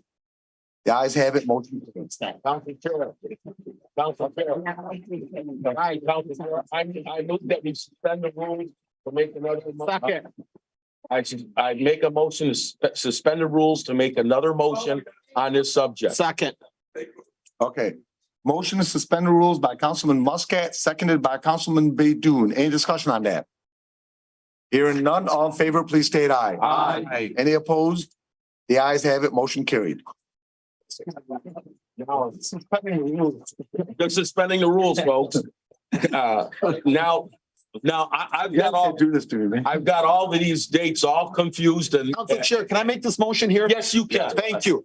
Council Chair, I'd like to make a motion that Elise Moore/Mike Mackey owe no money to the city of Dearborn Heights when it comes to rent from September 9th. September, no. September 9th. He had 2 weeks. I'm sorry. We're gonna go to September 21st. When was the new emergency date? The governor closed down 3 weeks later. So what date was it? That would have been the end of September. So September. Let's just 30th, go if you'd to like to take a November record. 1st. From November 1st to No, October. or I'm sorry, October 1st. We knew what you meant. From October 1st to January. well, they reopened again in January. There isn't an exact date. The governor issued the order. I think I gave it to Madam What's the Clerk. date in January? I have it here actually written down.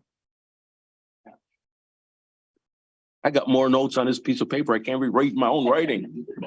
I got 13,300, 54,000, 6,500.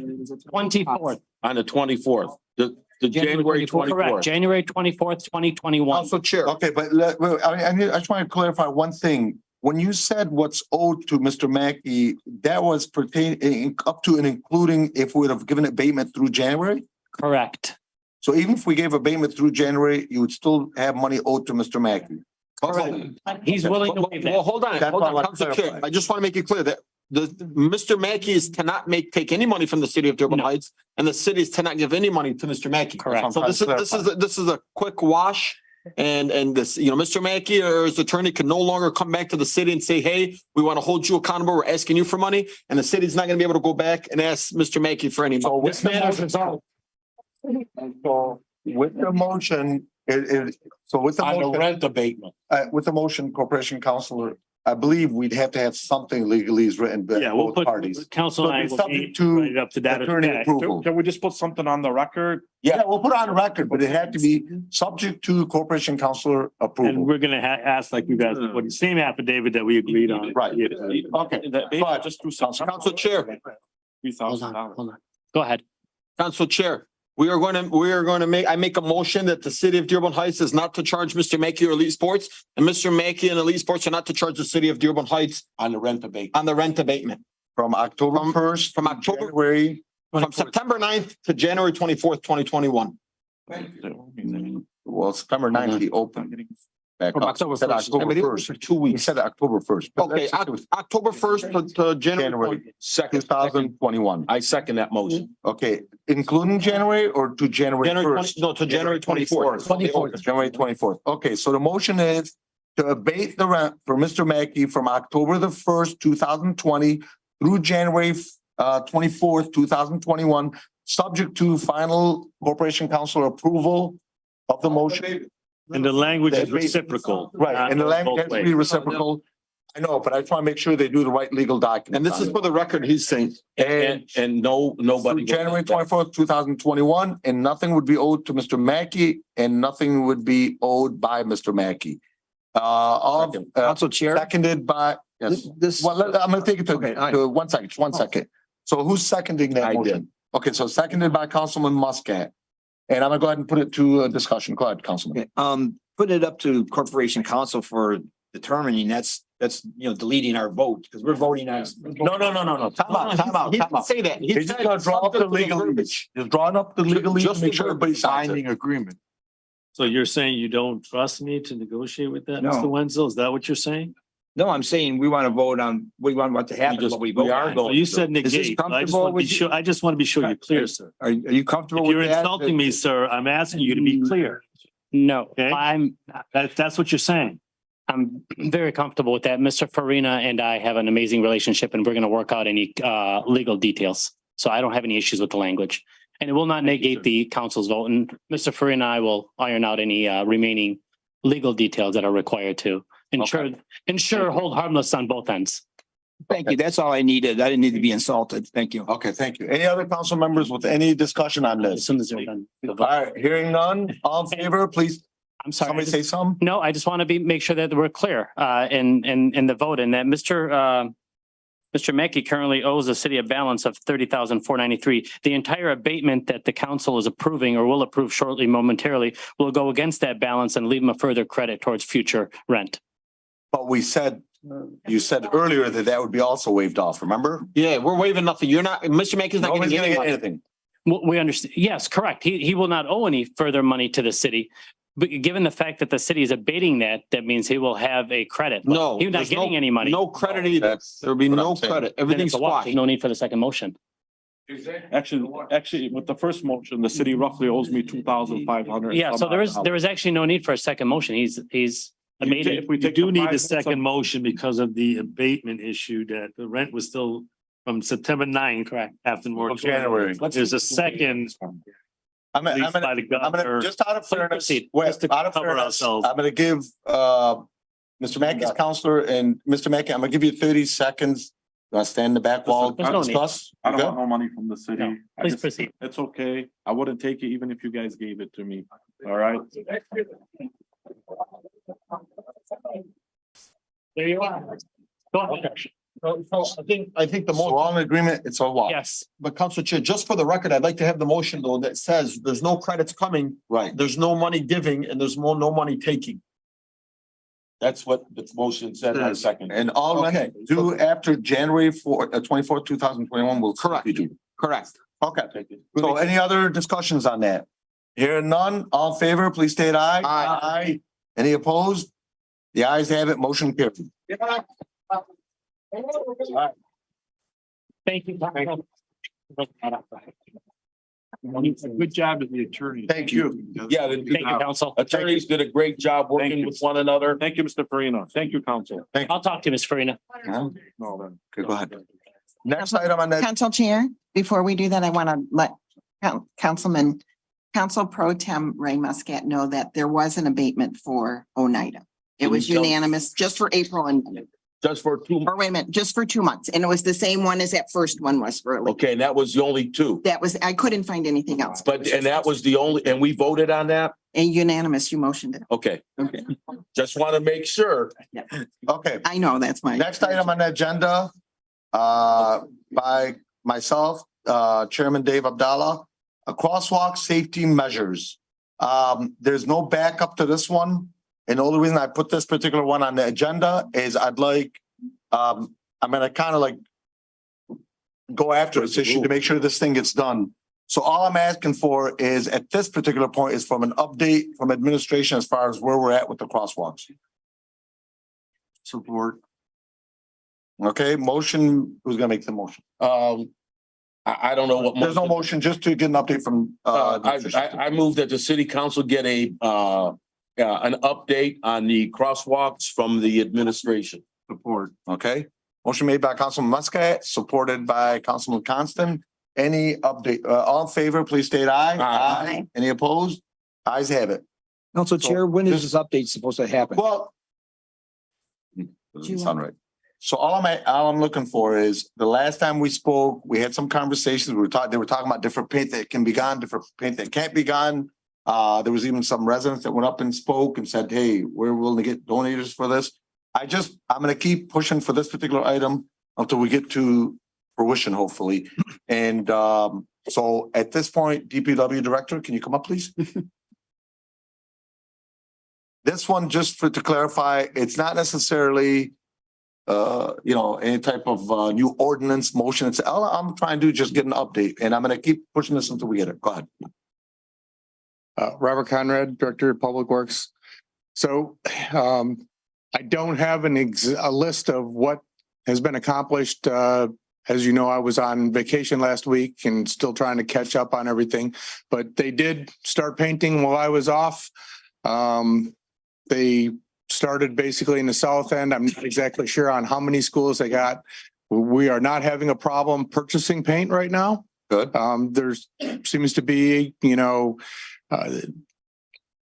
they don't carry large quantities of the paint at the Sherwin-Williams near us, but we did find that there's 2 commercial locations, one in Lincoln Park and one in Livonia, that if we do want to purchase more than 3 to 5 buckets of the 5-gallon paint, we can go to those places.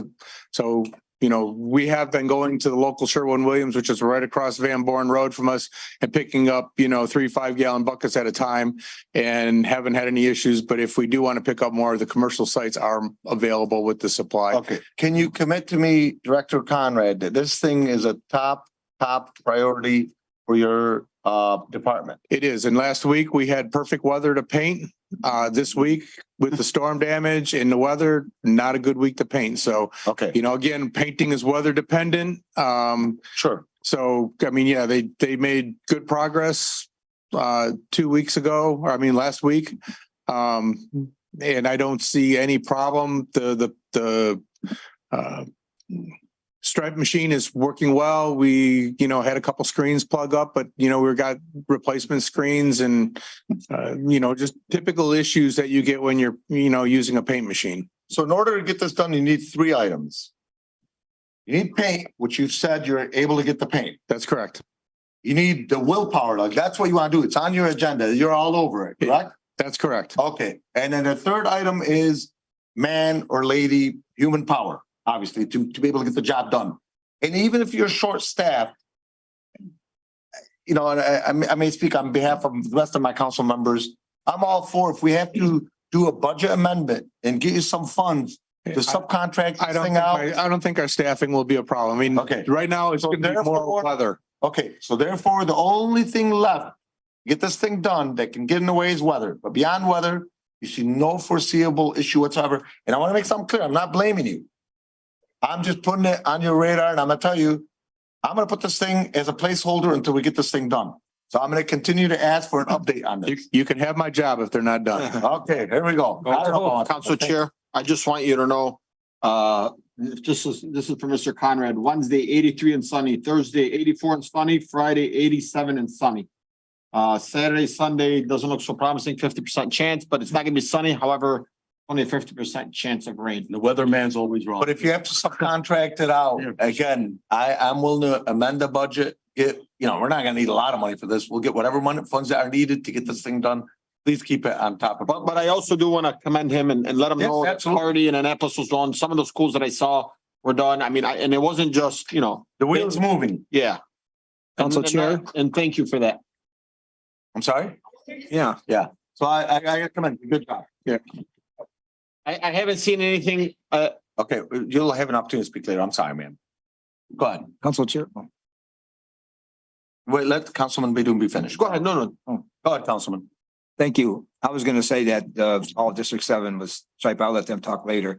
I'm gonna ask you in next meeting or two to look into the difference in the effectiveness of the taping that lasts like years. So you can put on a tape, white tape that you heat up and just see if it's got a cost difference, just so we know, because it was brought up to me before about that. I don't know if you're familiar with it or not. I know you have to heat it up and melt it down or something like that, but can you just look into it so we'll have an answer for our residents on that? Yeah, it's difficult to apply. It can be removed by plows. I mean, I think we're doing the most cost effective and the easiest to maintain with DPW staff. You know, tape requires, you know, special contracting, special equipment. I mean, yes, it lasts 2 years instead of 1. I mean, we have to paint every year. If you tape, you have to tape every 2 to 3 years. So, I mean, it's not a cost-effective measure. Okay, that's all I want to know. Mr. Conrad, I just want to ask, so I know you said all of District 7 is done. Is Westwood next? Is Crestwood next? Are the charter schools next? Private schools. Are the private schools next? Regardless, when Council Chair said this last week, he said he wanted every single child that crosses the street in the city of Dearborn Heights to just have a safe spot. That's all. And you know what? I'm going to tell you, driving in the south end the last couple of days, I see the white stripe. I stop before the stop sign. I used to get right near to the stop sign. I'm now stopping because the white stripe is showing me to stop before the stop Officer sign. Ren, can you, right here? What's your name, sir? And my next thing is, and it's not to you, but if Mr. Deeb or our police chief is on, I know that they said they were gonna take on the fight, put up more signages. I know Councilman Muscat says not a lot of people, you know, look at signages. Even if it's 1 or 2 people that did notice the sign, that's 1 or 2 people that's, you know, potentially saving lives. So if maybe they can give us an update. I know the police chief said we had this new program that was doing a study, and then Mr. Deeb said that he was gonna be working with them. I know he just got back, so maybe they can jump in on that. I know they couldn't talk about it last 2 weeks ago. Council Chair. The chief I know is, he had to leave a little early sick Council today. Chair. Okay, wait, Councilman Wencel, I believe, Councilman Ahmad. was Yes, next. thank you, Council Chair. All set? Thank you, Director, for, start working on this, but are we printing school zone next to the Yes. stop signs or just you're doing lines, that's it? Just the crosswalk and stop bars. So we're not saying school zones anywhere? No. Okay, are we able to put school zones I next to the don't schools? know if that's actually in the code. The uniform traffic control, to stripe the road like that. Can we look into it? Because I would think we can we have, talked our- about having like school zone next to the schools. Well, that's what I just asked to see the police chief and. I mean, we do have the school zone signs. But, At least next to the stop sign, So like just on to the, be fair, Councilman, Director, can you? I look guess into that, if our consultant that, you know, reviews our traffic safety issues, would have that recommendation that we stencil the road school zone. I've never seen that as an accepted practice. You know, if, you know, so I mean, I guess we could have a stencil made to say school zone. No. I think that's what he was saying. I think. Talking about signs? Signage. No. And you could do that, but I mean, I know that. We have, I mean, if there are any missing signs, I mean, we can replace them. We have the school crossing signs. Can we have them put out every single school district? Yeah, I mean, if, you know, again, that's what this company is supposed to be doing for us, is reviewing all of our school zones and making recommendations as to where and, you know, where these signs should be placed, the number of signs that should be placed. You know, we have the ability to place them, but again, they have to be placed, you know, according to the Michigan Manual of Uniform Safety and Traffic Control Devices, which is what this company does for us. And, you know, we need their recommendations. They need to review all of our sites and they need to make those recommendations as to what changes. You know, if something's in the wrong place, then we need to move it and put it in the right place. You know, again, we don't have that expertise in-house. That's what this company does, and we'll have to await their recommendations. Mr. Conrad, can you just, if you don't mind, if we can get a follow-up on where that's been? Because I know I think it was Councilman Ahmad that asked about that back in December. And they gave us a follow-up that they were going to look into it. We even discussed speed humps, which we said we were going to get back and get a study whether we could do speed humps or not. So if you don't mind, if you can just, you know, take on that and maybe get with our city engineer, Mr. Deeb, and our police chief to see where we're going with that. Okay. Let's go ahead and take this to a vote. Last comment, go ahead, Councilman Muscat. You know, when I said about signage, I didn't mean that we shouldn't do signs. My thing is, and this is the legislative body, we need to do something legally, and at the Corporation Council, we can get together legislatively and increase these fines, double, triple, quadruple the fines of somebody breaking the damn law in the school zone. I mean, let's face it, you start putting out $5,000, $6,000, $7,000 for rolling a stop sign ticket, the next time you're gonna think about it, okay? I've always said you hit the people in the pocketbook and make them aware, stop means stop, not, okay, I'm gonna keep going, okay? You can have 1 million stop signs. If the guy just doesn't want to stop, they're not gonna stop until you hit them in the pocketbook. Yeah. Then they will stop. Trust me on that. And it's not going to the magistrate and say, I got a clean record. You get the ticket, it goes to the state, it goes on your insurance, and your insurance goes up. So they pay 5 times as much, and they deserve it all. Okay, especially a school zone. So this one, I mean, it's a vote, but again, it's not, all we're trying to get is just an update from administration. And I thank administration from going in direction to get this thing done and completed. So thank you very much. We're voting on this, but it's almost for nothing, but it's okay. All in favor, state aye. Aye. Any opposed? Ayes have it. Okay, next item on the agenda is Controller King. Thank you, Director. Budget amendments to the 2022-2023 budget. Councilman. I move that the Dearborn Heights City Council authorize the Comptroller to amend the fiscal year 2022-2023 general fund operating budget for decreases to various general fund revenues line items by $651,700 as presented by the Comptroller and Plant Moran on their June 20th, 2023 communication to City Council as outlined in 9E. Second. A motion made by Councilman Muscat and seconded by Councilwoman Breyer. Any discussion on that? Council Chair, Yes. if Ms. Controller can just give us a quick synopsis just for the residents as to why we're doing this. Thank you. Council Chair, I think this motion, I think it's supposed to be fiscal year 2023, 2024. No, No? this is 22-23. This is to close out this year. Oh, oh. Our new year starts July 1st. So this is just something that we do every year when we go to our budget and there's things that are either over or under. That's when we start cleaning up and we have to have council approval to clean it up so that we can close out the year end and start with our new budget as of July 1st, 2023. So did you want more explanation? Okay. What was the last budget that we just worked on? Was it 2024. But this is for this 23, year. 24. July 1st, 2023 to June 30th of 2024. I know, but did you amend the other budget as well? Because I know we had that discussion, we made that vote. I don't know if those changes were made though. Council Chair, this just finalizes this fiscal year. Yes, that's just for this fiscal year. That ends. So, That ends in 2 days. yeah, it ends in a couple Or weeks. 3 days. Money that's come in and are not come in. Okay. That hasn't been spent. Thank you. So motion made by Councilman Muscat, seconded by Councilwoman Breyer. All in favor, please state aye. Aye. Any opposed? No. Okay, Hold on. Madam Clerk.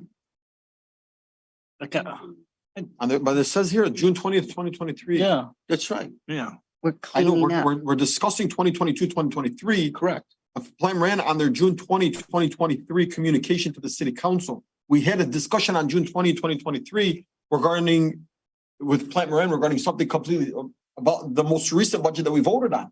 We didn't discuss with Plant Moran on June 20, 2023 on the 2022 budget. We didn't even have. We had a meeting. discussion on Yeah. the budget We didn't for have a meeting on the. Well, okay, so it could be here as presented that maybe as presented by the Comptroller and Plant Moran on June 20th, 23. Maybe that could be the wrong date or whatever, but the key part of this is amending the budget period. That's all that is. Balance the That's the check, key part. balance the checkbooks and everything. No, I And understand. the good news, it's a decrease, so. That's Not like- right. it's So not- we're it's an putting money increase. into the fund balance. Council Chair, the motion says it was presented to the council body. What Okay, the- I know. I- So if you feel more comfortable, Council Chair, we could cross that part out. Council Chair. Just get rid of as presented. Go ahead, Council. Council Chair, I want to amend my budget to remove the as presented by Comptroller and Plant Moran on the June 20th, 2023 communication to City Council as outlined in 9E. Okay, motion amended, Councilwoman. I'll second it. Okay, seconded. All in favor, please Council state aye. Chair, Oh, if we have discussion. I'm sorry, we did do discussion, but Can you give us the highlights of what big differences in this are? I mean, is it dozens and dozens of little things or what? Yeah, it's a lot of little things. And then there were some things that were that we had last year was actually budgeted in different places that we actually moved to other accounts. That was the So, long list you gave us in the backup, correct? yes, this is the very long list. This is everything that tells you Was all every there. single account where we're over budget or we're under budget. So at the end of the day, on the very last page, we were under budget by $675,000. And that will go into, which on a positive note is. good which is on a positive note, it will go into your general fund, your fund balance. So I can go through this if you'd like, unless you just want to pick and choose a few that you want me to talk about. I would just, I mean, in the budget, there was a $13 million deficit and that was the water bill or water rate thing or whatever. This is just the general fund. This is the general. This is fund. just the It says, general fund. Contractual services went from 170,000 to 320,000. What account are you looking I'm at? looking at contractual services for 208.18. Okay, so your contractual services, we had budgeted $170,000 and we spent $267,000. And then for professional contracted services, we had budgeted $456,000 and we had spent $621,000. So we were definitely over budget by those two. That's a lot to be over budget. And you said when all this adds up, we came out ahead.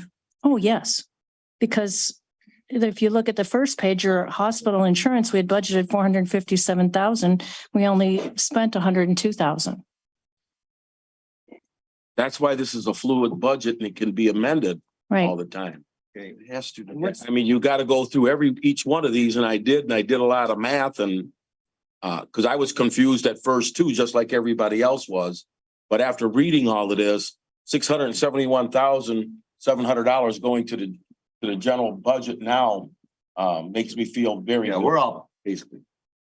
I mean, some were over budget, some were under budget. So you got to clean up the mess. now. Yeah, and I mean, I really can't, there's nothing that I can do right now. That's all. I know that. I mean, we All right. can, Let's go ahead and take this to a vote, if you don't mind. Madam Clerk, because one was a off vote, so can you please take roll call? Oh, sure. Are we doing the Were we amended? still, amended motion, you right? amended it? Yeah, it was amended. Okay, then So we you could go ahead and vote on. Vote on that. That's fine with the amendment. Motion amended by Councilman Muscat and seconded by Councilwoman Breyer. All in favor, please state aye. Aye. Any opposed? The ayes have it. Motion carried. Next item on the agenda. you. I'm sorry. Thank you. Thank you, Ms. Controller. King. Next item on the agenda is DPW Director Conrad Contract Addition. Council Chair, What?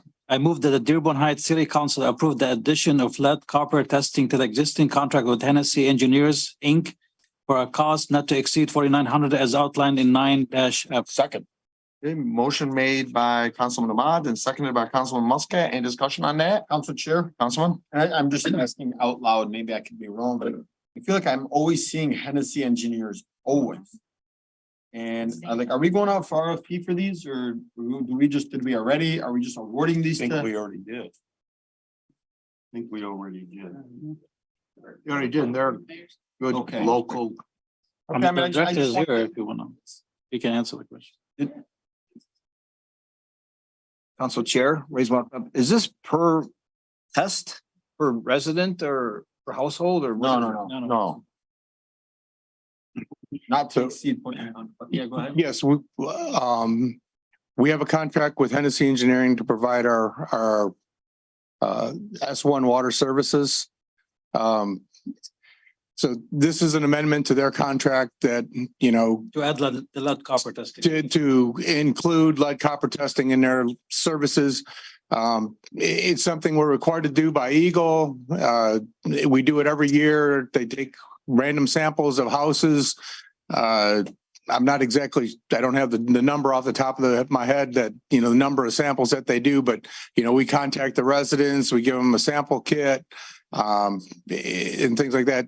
We're asking Hennessy to help us with this services to get this done in a quick, efficient manner. It's very time consuming to my staff when we do it, and it takes a lot out of our daily schedule. So this is just, I mean, they have the skill and the ability to contact the residents, make this, you know, do this testing, drop off the test bottles, pick the test bottles back up, mail them to, you know, the testing company in a timely manner so the samples don't spoil. It's a win-win for everybody and for my staff. Council Chair, one more thing, please. Okay. Make sure that when they come to the people's homes, they have proper ID visible. Yes. And a vehicle that's clearly marked. Because if somebody comes up to my house with a 1977 LTD, I'm not gonna let them in my house, no matter what badge they got, okay? Well, I mean, I don't know, I don't think the consultant provides vehicles for their staff. Well, they gotta have some sort of signage on a vehicle because people look at that stuff. But they will have ID. Yeah. Okay. Let's go ahead and put this in. Council Chair, can you clarify? Council Chair? Go ahead. Can you clarify the $4,900? Is that for a year? No, it's for this one testing cycle. One testing It's for cycle? 60 residents. 60 residents. Okay. All right. Thank you. Okay. So let's go ahead and put this to a vote. All in favor, please state aye. Aye. Any opposed? The ayes have it. Motion carried. Next item on the agenda, DPW Director Conrad again. Busy man lately. Replacement of library air conditioning compressors. Council Chair. Councilman Constant.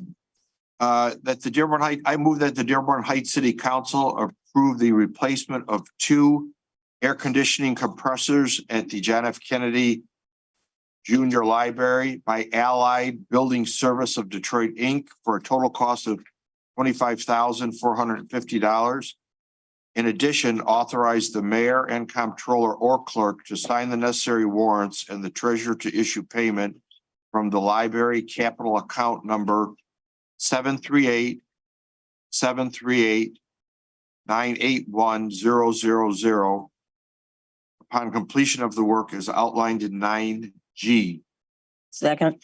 Okay, motion made by Councilman Constant and seconded by Councilwoman Breyer. Any discussion on that? Are we gonna have a warranty and what's the warranty like on these and Director Conrad? And how big are these units? I mean, they're $13,000 a piece. They better be some good size. Well, they're getting them from the MI deals, so my deal, but go ahead. Yeah, I mean, yes, there is a warranty with them. And hope it's not 1 year parts and labor. It's gotta be more than that. It's a tiered thing. So I mean, you get 1 year's parts and labor on certain things. You get, 5 years on compressors. I mean, it's a tiered thing depending on, the item. So, and this is, I believe, two of four compressors that are up there. So, I mean, in order to keep the other compressors, still working. I mean, if we don't do this, overloaded on a warm day, we're going to overload, and then we're going to replacing four compressors, if we don't do this. I'm not saying I'm going to deny it, but what I want to see in the future is we get some good warranties on these things. We're not getting them for free. 1 year parts and labor to me. I mean, anybody gets that, but I even bought a furnace in Central Air myself a number of years ago, and I got a 10-year warranty. These aren't new units. I mean, this is a replacement part for an existing rooftop Wait a unit. minute, so this is just a part for the That's unit? just the compressors, right? That's just the compressors for the rooftop unit. That's not a whole. Moly. Right. I mean, library is a big building. Well, I understand. That's why I'm asking you what size they are. What size are these, this equipment? I mean, what are they, 20 ton, 30 ton? Is it an HVAC company? So, yeah, I mean, I don't have those details for you. I mean, but they are the replacement parts for the AC unit that's up there. Who's installing them? Allied. There are service contractor. Okay, can you get that information for me, how big they are? They have here, but they don't have the tonnage. Yeah, the tonnage and the type of compressor it is, So Allied will buy two New York OEM tandem compressors. The next one doesn't matter. Provide labor. Rigging. All labor. They gotta go up the top. Okay, so that price includes all of the labor getting up. Okay. Oh, yeah. Everything. I stand to be corrected, sir, and I apologize. Because once you start getting rigging and a crane in there, that's a lot of money. Okay. Let's go ahead and put this to a vote. All in favor, please state aye. Aye. Any opposed? The ayes have it. Next item on the agenda is item 9H, Parks and Recreation Director. Thank you, Director. Parks and Recreation Director Laurencelle, new lease vehicle for Director. Anybody? Council Chair, I'll read it. I'm sorry? Council Chair? Go ahead. What were you saying, Councilwoman? I can read it. Okay, go For ahead. discussion. I recommend that the Dearborn Heights City Council approve the lease of a 2023 Chevrolet Trailblazer as a new replacement vehicle for Parks and Recreation Director Laurencelle for an amount not to exceed $598.98 per month. In addition, authorize the mayor and comptroller or clerk to sign the necessary warrants, treasurer to issue payment from 691-816 as outlined in 9H. Support. Okay, motion made by Councilwoman Breyer and seconded by Councilman Baydoun. Any discussion? Council Chair. Yes, go ahead. I'm not one to deny a new vehicle where it's really needed, but I asked for some maintenance records on the 2017 Fusion that's being driven, and from my understanding, it's only got 11,000 miles on it. To me, that's basically a new car. What are we going to do with this vehicle? I mean, I know there's supposedly a lease, but it's a 6-year lease. How do we have a vehicle that's got a 6-year lease and 11,000 miles on it? It's excessive. God, we should, that's a, I got a 217 with 40-some thousand miles on it, and it's brand new. Yeah. Kim Laurencelle, the Parks and Recreation Director, just to let you know, I guess there's insurance issues because it's out of contract as far as the lease goes. And so that's pretty much it in regards to that. The car still runs well, but there's issues with that. And plus it's a 2017. So, there's going to be some things. Enterprise. Enterprise, that's what Enterprise's vehicle. I'm not clear on that yet. No, we get fleet leases through Enterprise. Through Enterprise. Yeah, we get the but I think the city administration has something to say about what's done with the vehicle as far as it being sold or something. I'm not clear on how all of that works because I'm not an expert You at can't that. sell the vehicle if it's owned by the lease company. it's hard to explain what they explained to me, but because we've owned it for so long, the gal that I'm working with pretty much has said that it's up to the city on what they do with the vehicle. So, So there's always on vehicles, at the end of the lease, there's a buyout clause. So there's a particular dollar amount. and that might be what she's talking about. Pay it off and keep the vehicle. Guys, I just want to tell you guys, I think I can answer this a little bit. I think Councilman Ahmad can speak on this a little. There's a credit that's given, so that car, remember when we did this, I think like 6-7 months ago, we did this with, I believe, the fire department with Chief Brogan. And we were discussing about what was going on. He explained to us, Enterprise came in, you get a car from Enterprise, it's not through a fleet. When you turn that car in, you get a credit that goes, so you have one big, we approved one big lump sum. And then when she's turning this fleet car back in, it goes back towards that big lump sum. And that's kind of what she explained. Yeah, but we don't know what they're giving us for this vehicle.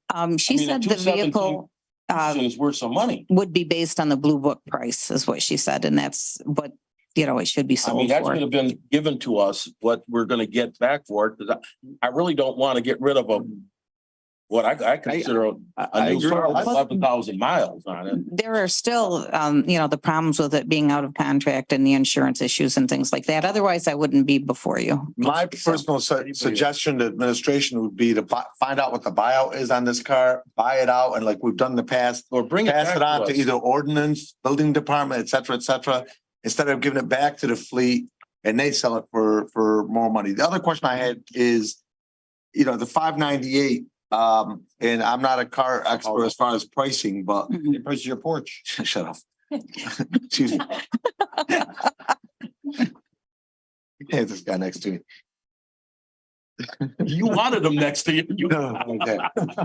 So the question I had, for your particular job, I don't know if we necessarily need an SUV. I think most cars pretty much will do, because I know you're traveling and I know you can't travel with your car, but do we really need an SUV? And can we get, because I do know some salespeople, and this is where I go back to what was talked about before.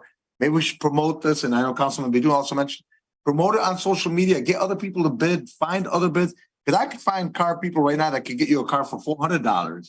It's not going to be the exact one, 2023 Chevrolet, but I could think of a particular person right now that works at Chevrolet. I don't want to name names. How they read I can call and say, hey, give me the best deal you've got, and they will. He's in the Guinness World Record. And this is something that frustrates me with government is how they do things with this bid net crap. We're always overpaid for stuff versus, I know it's not the common thing, but God, I'm so frustrated with this sort of stuff instead of just making a call and getting a better deal. Yeah. Are you okay with waiting a little bit? Maybe at least until our next council meeting, so maybe some of us can make some I can calls. gather the rest of the information that you're requesting. Maybe she can put it in writing what happens to the other vehicle. But the reason I opted for the larger car is I still do a lot of carting of stuff. And we're going to be doing, once Warren Valley's done, we're going to be doing more events there. Would the F-150 work? Would the F-150 work? Because I know a friend of mine who got one with $400 and some I'm not per sure. month. I'm not familiar with it. Any of the vehicles. F-150 is too hard to get in for her. Yeah. No, it is. It's high. I'm not gonna like it. Drives an F-150. It's 2023, Ray. We gotta be careful what we say. So do you mind? I've never used a truck, so I don't know. How long that 598 is. Personally, I'd like to table this, but that's me. Yeah, but I'd like to know how much that 598, 898 is gonna be too. For how long's the lease term on that? Because how long the lease term will be, because if I gotta keep paying 598, This is a 3-year. Well, that's lease what I term, need to yeah, find out. yeah. Yeah, it is for 3 years. Yeah, I just like need the to other know one that was. number. No, it's not. It's 60 months. 5 years. 5 years. 5 years. So I could get a better deal. Yeah, that's a buy. I could open up my, I know, but it's still better prices out there. Yeah. Okay, do you mind? No, I don't. I'd like to suggest if we I can can find the table other this, information out. get the information. Yes. It's not a hurry, so. They cover all the maintenance on the vehicle. Yeah, For the that's the fleet. other thing. You can get a cheaper vehicle, but they don't cover the maintenance. Well, let's get all that information. Council Chair, I mean, you don't cover the maintenance, but if you got a leased car, I mean, anything happens, you take it back to the dealer anyway. Right. By the way, how much is the payment on the Fusion right now? It's about $100 less. A month? Can we I get think all it's that? about $100 less than this. I don't have that at my fingertips, but Okay. I can let you know the next I'd like time. to suggest we table this till we get some more information, and for those council members, I'd like to make some calls. Back to the. If we get a better deal. Yeah. I mean, corporation council, we are allowed to, obviously, buy it from anyone, we'd have to go through this fleet thing, so. Council Chair, time out. Yes. You guys have to keep in mind that we have a contract with Enterprise, which this body approved on. But we don't have to go through them. You must have somebody who look at that contract. From what I spoke with the chief at the time, we signed a contract to go through them. No, Now, I'm not saying I want to do this. I think this is, believe it or not, you want my honest opinion, I think it's a terrible idea. Yeah. Wiley Rito would give it to us for $350. And it would cover warranty. Again, there's no free loyal maintenance and all that for 5 full years. so. Yeah. I'd like to refer the motion back to the administration I'll because this second is that. excessive. I'll Okay. second that. All in favor of returning it back to administration to get further information? All in favor, please state aye. Aye. Any opposed?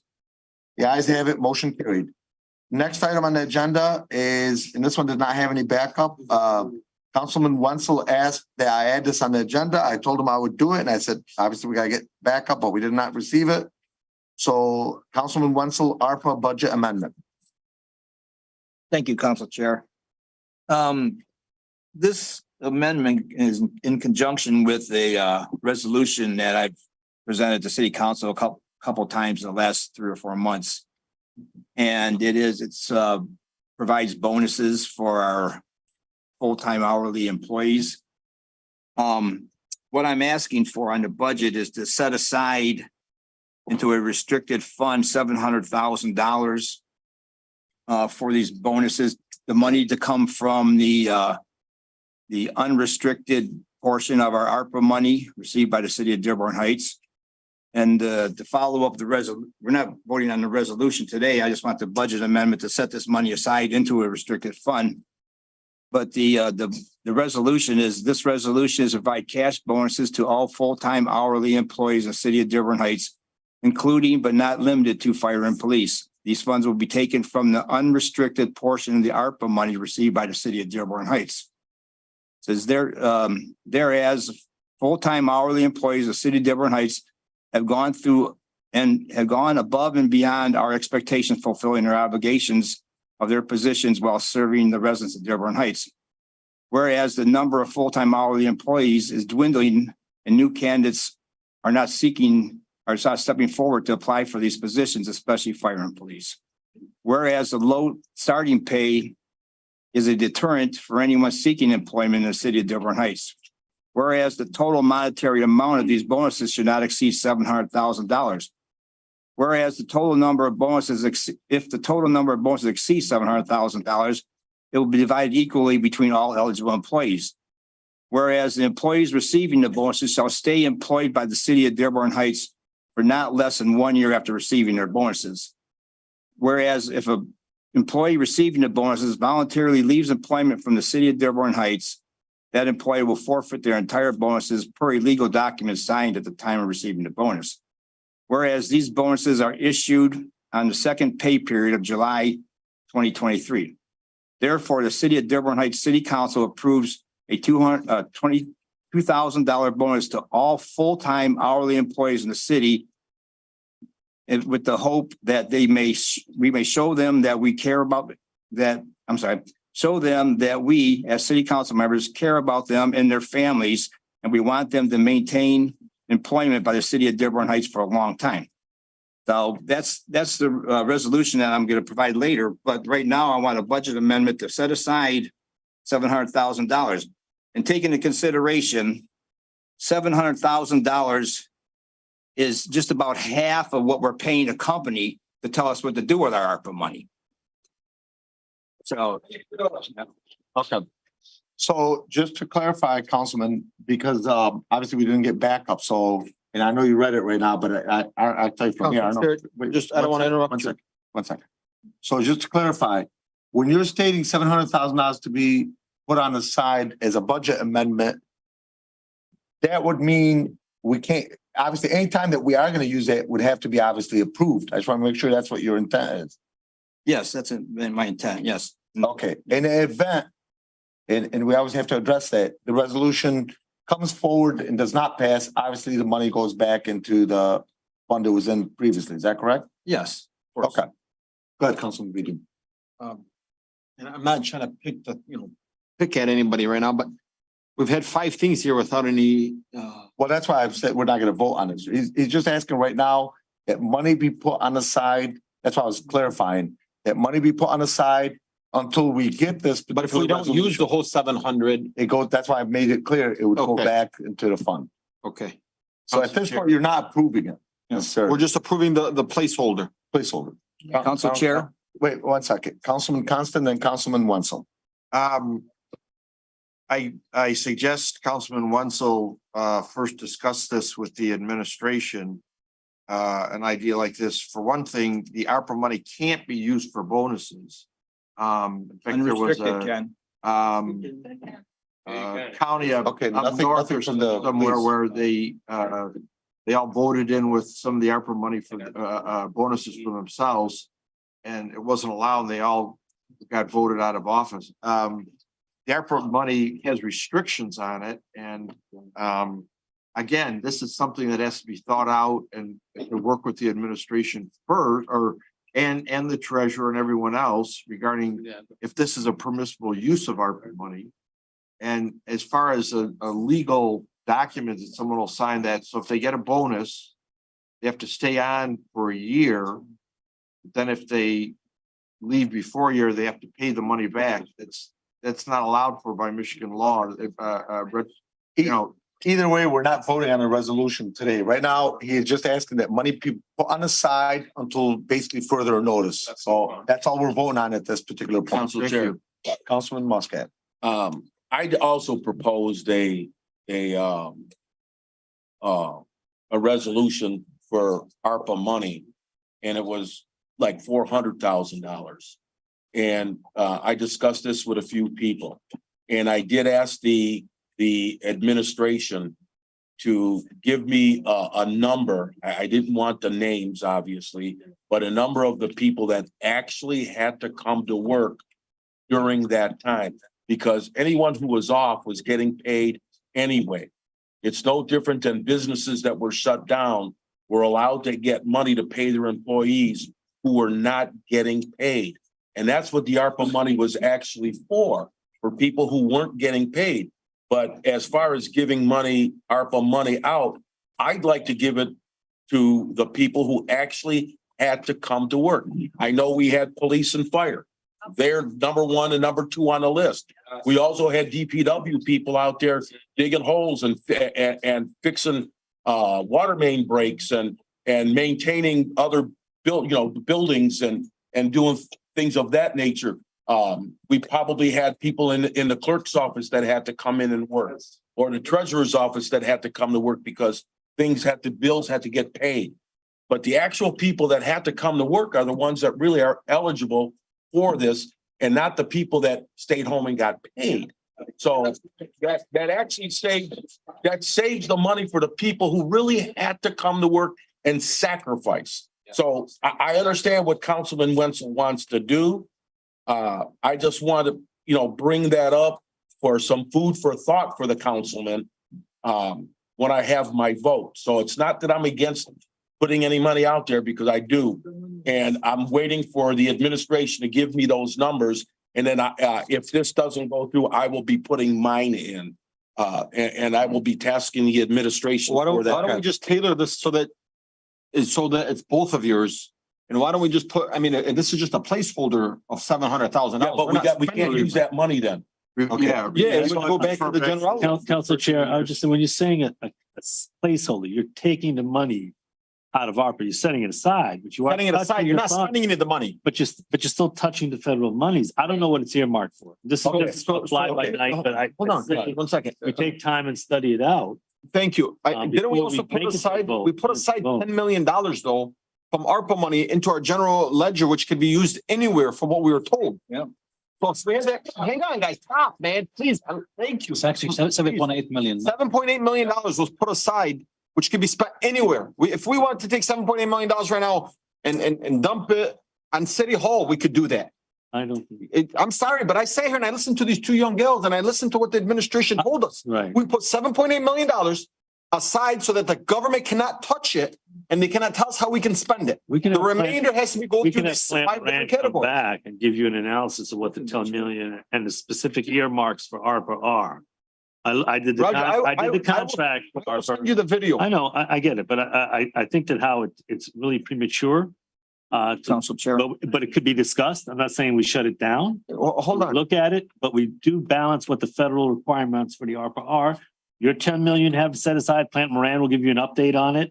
Let's not rush into this, but make a reasoned decision. Guys, I just want Council Chair, to, hold on, I wasn't done. Council Chair, you guys are getting. Just real quick, confused Council with- Chair, we're going through the council. Wait, let me clarify. Let him finish. Yeah. The money was not. Council moved Chair, we're into going through the restricted council budget. chair. Let him finish, let him finish. No, I know, but I want to Okay. clarify I something. just want to make a few, okay, $24 million, Council Chair, okay? $24 million. We took $10 million, 2 point, whatever it was, 2.2 million that we put into our budget 2 years ago. We had 7.8. Well, the two ladies say here, the administration told us, Plant Moran Gap was here, the comptroller was here and the treasurer is here. They said, we're putting the $7.8 million back into our general outlay, which could be spent without the government controlling how we spend it. And we said this to protect the residents and to be able to protect us. Yeah. So now today we're being told something different than what's going on here. We know that the remaining money has restrictions and it can only be spent on certain things that fall under the ARPA relief fund. That's the discussion we had here 2 months ago. Well, we're talking two different things. You're raising issues about the past that can be legitimately debated. Plus you have something that's being put forward. Those are separate. Well, this one's not being proposed yet. This But resolution is it's- not on the table. But You're asking that money be set aside. Right. So here's the thing. I can answer you that Corporation Council with due respect. If we make this this motion right now to set this money aside, any federal government laws supersede any city laws. Right. So if it's against the law for us to be able to put that on the side, we won't be able to, despite what we agree on today anyways. But that's out of the form. Why don't we wait and then check it out? Well, we can wait. I'm just stating, if we did approve it today, it turns out to be against the law, we won't be able to do it anyways. Council Chair. Council Chair. Corporation Council, I'm sorry, Wencel and then Constant. Council Chair, I just want to reiterate that these funds are taken out of the unrestricted part of ARPA. That means you can basically do anything. We put 7.8. We put a total of 10 million into the budget with money we needed emergency about a year ago because our first month of our budget, we were already $2,000 in the red.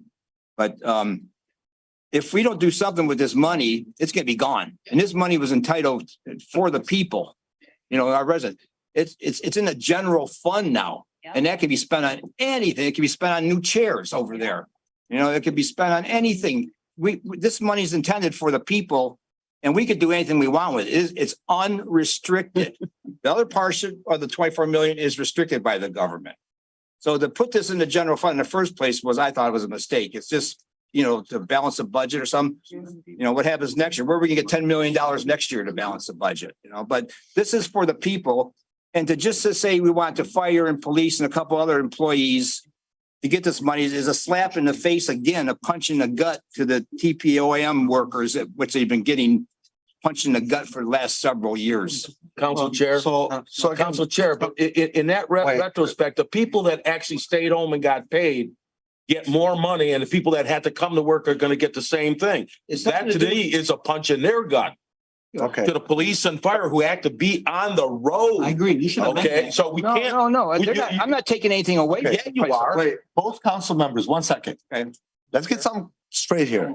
We are not voting on putting on this. We are only voting on the 700,000 being put on the side. There's no resolution in front of us. So at this point, let's not debate something that's still not in front of us. I understand.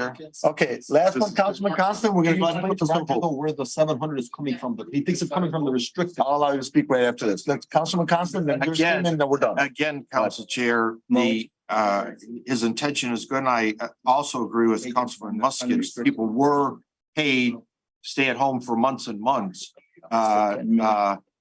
The specifics of this have to be worked out.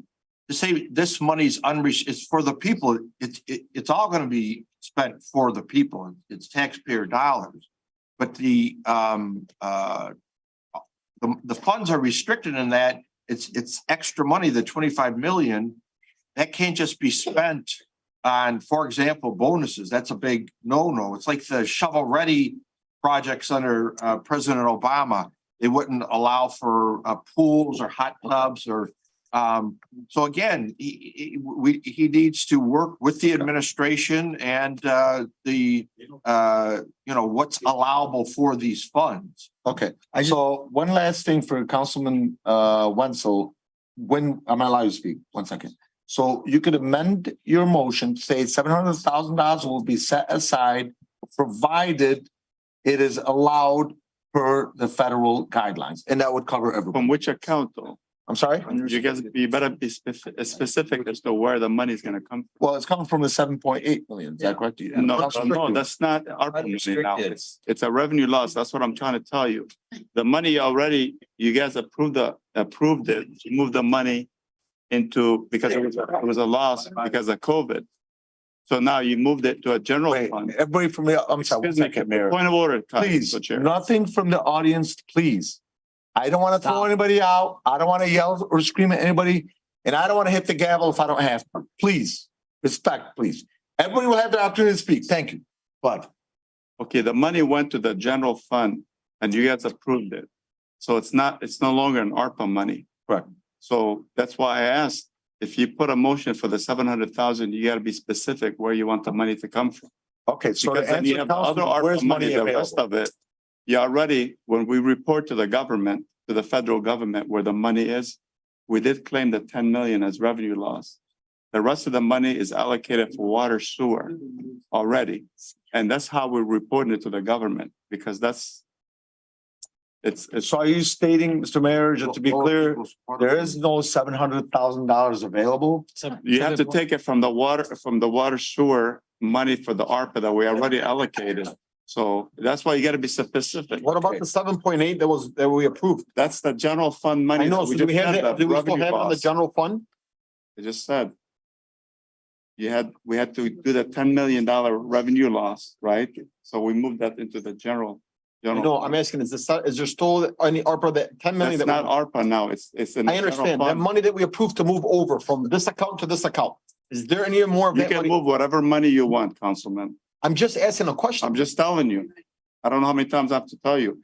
The $7-something million is in a general fund. Is it still in there is what I'm asking? It's still there, yes. Okay, so that's unrestricted now. Okay. It's in a general fund. All right. Correct. I'm gonna take 30 seconds with the controller and then we're gonna go ahead and put this to a vote. Controller, do you have a second, if you don't mind, please? If you clarify for everyone, please. And add on to that, in addition to clarifying, is there 700 available? I know it's available, but from what fund specifically so that Councilman Wencel can be more specific in his motion? Okay, so we moved the 7.8 million from the ARPA fund over to the fund balance. So yes, we do have money in the fund balance. However, that is a cushion because we don't have a lot of money and we need money in order for a rainy day. Okay, we were living on $3 million forever. Now we've got a little cushion. We've got negotiations coming up, and that's where that money's going to come out of. Plus, we just did a budget with no wiggle room in there because we always have to ask for budget amendments. Well, when we do a budget amendment, that money has to come out of the fund balance. So $10 million is not a lot of money when you start spending it on things like frivolously. Now, I understand, Mr. Wencel, that you do think that our employees do deserve some kickback from the COVID. I understand that. However, I would request that you wait until we get through negotiations and then we can sit down and discuss this. And then we can come up with a liable bonus amount for the people who did work. I'm okay with that. But again, we're not voting on that right now. Right. But on the other hand, if you have $700,000. The rainy day fund. Yes. With the rainy day fund, and I'm quoting. Yes. And I understand where you're coming from. Yes. That money can be taken out of there. Is that correct? Yes. So what is the specific legal accounting term for that rainy day fund that you want Councilman Wencel to use? It's general considered fund? our fund balance, yes. In our It fund is balance. under So- general fund. Councilman Wencel, restate your motion from the general fund balance, correct? Fund balance is Subject to correct. being allowed per the federal It's not guidelines. ARPA money no more. Okay, I know, but just, Yes. that would cover us. You guys are not understanding something, and I see where the mayor is coming from. If we're breaking those potential guidelines, we could, God forbid, potentially lose it. So as long as we make active statements, subject to this being allowed per the federal guidelines, would cover us. And if Corporation Council comes back later on that it is not allowed, then we won't do it. Well, I would say when you have labor and the control said you have labor negotiations coming up and you're giving bonuses prior to the labor negotiations. Yeah. That affects, that interferes with our favor, the fair labor. But that's a strategy, not necessarily whether it's allowed or not. So right Well, now, it hurts the city. It hurts. well, I know, if we go into but then negotiations. based on that statement, that decision will ultimately be made when the resolution is eventually brought forward by the council body. Right now, we're not voting on it. Well, you're setting money aside and you're sending a message that I've got that much money aside to give to you for bonuses. I'm giving you bonuses. Well, how does that affect? the But contract again- negotiation? No, what I'm saying is you're setting it aside. You're not using it per se, but you're setting it aside and it's sending a message. And it's affecting our negotiations with our lawyers. Okay. Our corporate lawyers doing this, as well as the bargaining table when we go. So I appreciate Mr. Wenzel's heart, but I just think that I've said it from before. He's interfering with our contract negotiations and I'm against that. Okay, and I I say I respect do not that, recommend. and I setting it respect aside. that, but that would be Ask an that you opinion table at this point.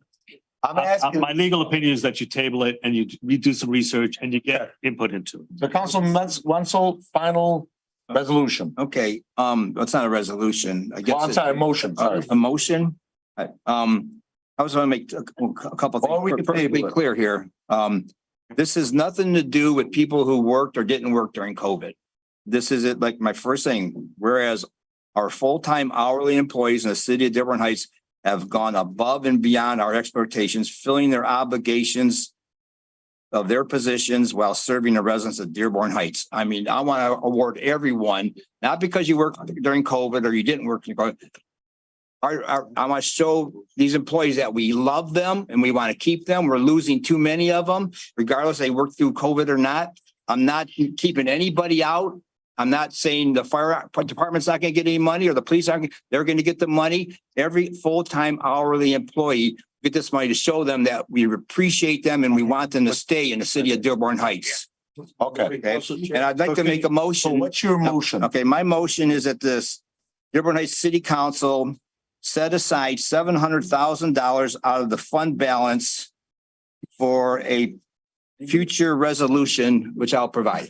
Provided that it's legal through the federal legally government. allowable per the federal Can you add guidelines. one more thing? For the people who work. Just that. No. Saying where the money's going. Okay, okay. Subject to, Madam Clerk, did you get that? Subject to this being allowable per the federal ARPA guidelines. We good? Okay, so let's go ahead. That's it. We're gonna go ahead and put this. Okay, Council Chair, if it wouldn't, federal ARPA guidelines wouldn't pertain to this because it's no longer, but Just in anyway, case. yeah. And if it wouldn't pertain, then it would be allowed. Yeah, okay, so we'll do, okay, we'll keep it that way, okay. Okay. All right. So all in favor, please state aye. Council Chair, we need a second. I second it. He did, yeah. Councilman Baydun. All in favor, please state aye. Aye. Any opposed? No. Okay, Madam Clerk? Yes. Councilman Lynn, Yes. Councilman Constant, No. Councilman Muscat, No. Councilman Wencel, Yes. Councilwoman Breyer, No. and Councilman Abdallah. Yes. Motion carries. Okay. Next up on the agenda is. Council Chair, Yes, Councilman. I just want you guys to keep in mind, this ARPA money was given to be to employees and to residents.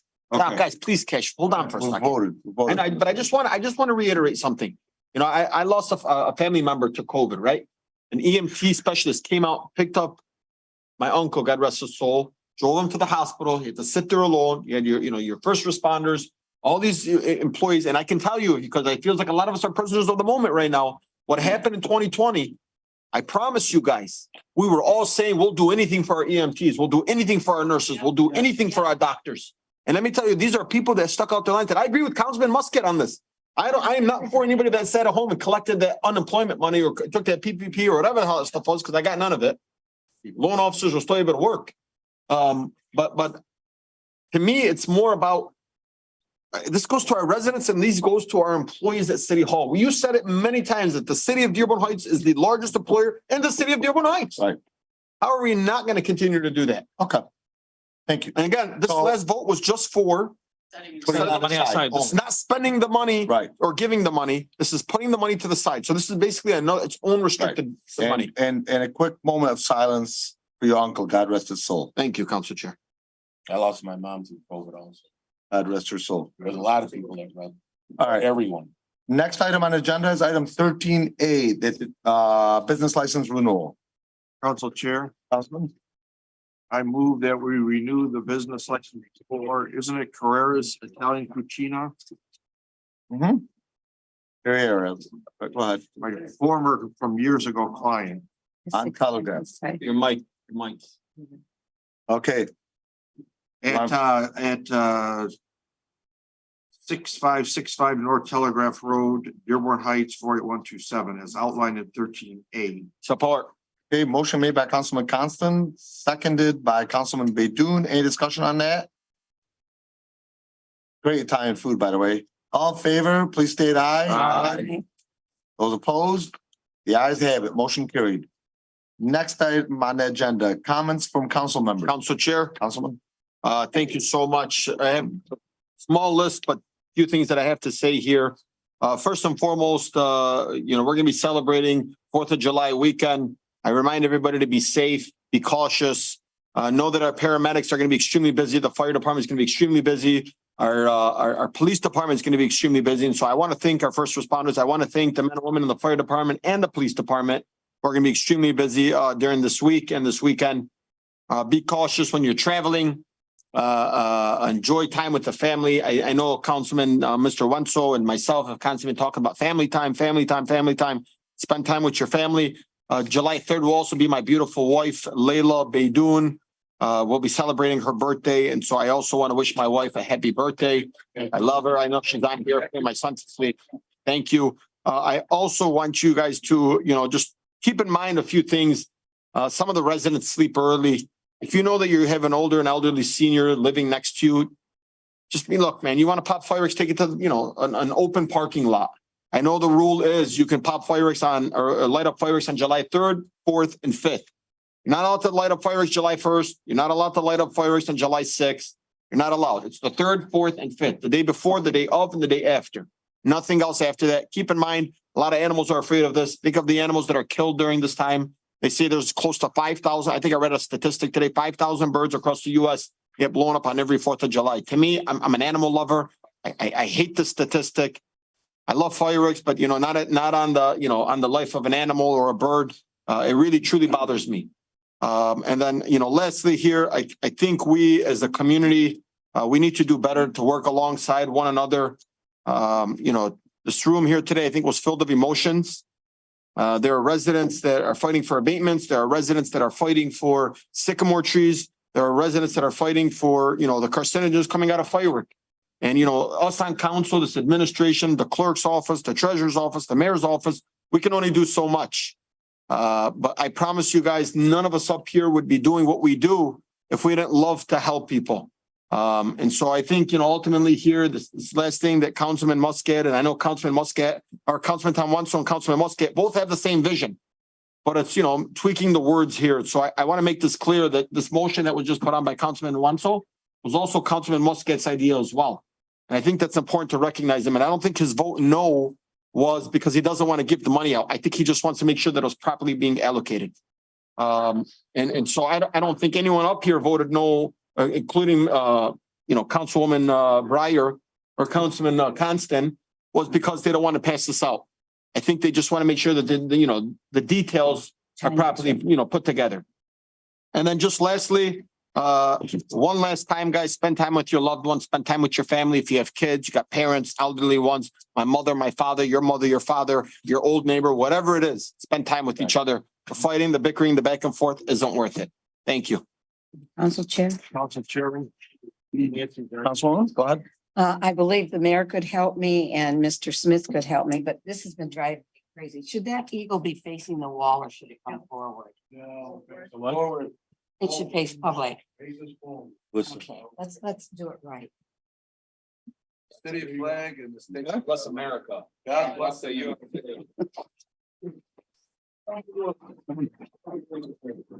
Any other council members with comments? Councilman Muscat? First and foremost, we had a blight meeting a few weeks back. And I really want to see some extra enforcement. You know, I'm still seeing heavy shrubbery growing to the sky on some of these people's homes along fence lines that don't belong there. People just not taking care of their homes at all, or places of business, better yet, places of business. And I urge everyone, please, when you see it, call the ordinance department. Don't call council people until you see no action being taken, because sometimes when I get called, I call in and say, yes, a ticket was written and they're supposed to go out and do this or that, and something was already done. So please, call the proper departments. You all know where you're supposed to go for trash and things of that nature, DPW, ordinance department, building engineering. So please, get that done. And to go back on Councilman Baydoun, 4th of July is here. Be respectful to your neighbors. And remember, the law really says if the firework leaves the ground, it's supposed to come back down on your own property. That's really the law. Okay. And we know these big explosions, they don't land back on your property, land on everybody else's property. I'm constantly cleaning up the mess in my backyard. When I had a pool, I had a burned liner and I had to replace a liner in a pool because of that. But please be respectful to your neighbors. I mean, some of these fireworks go on till 1, 2 o'clock in the morning, and people need to go to work the next day. You may have a DPW worker that lives next door to you that has to be at work on that holiday day.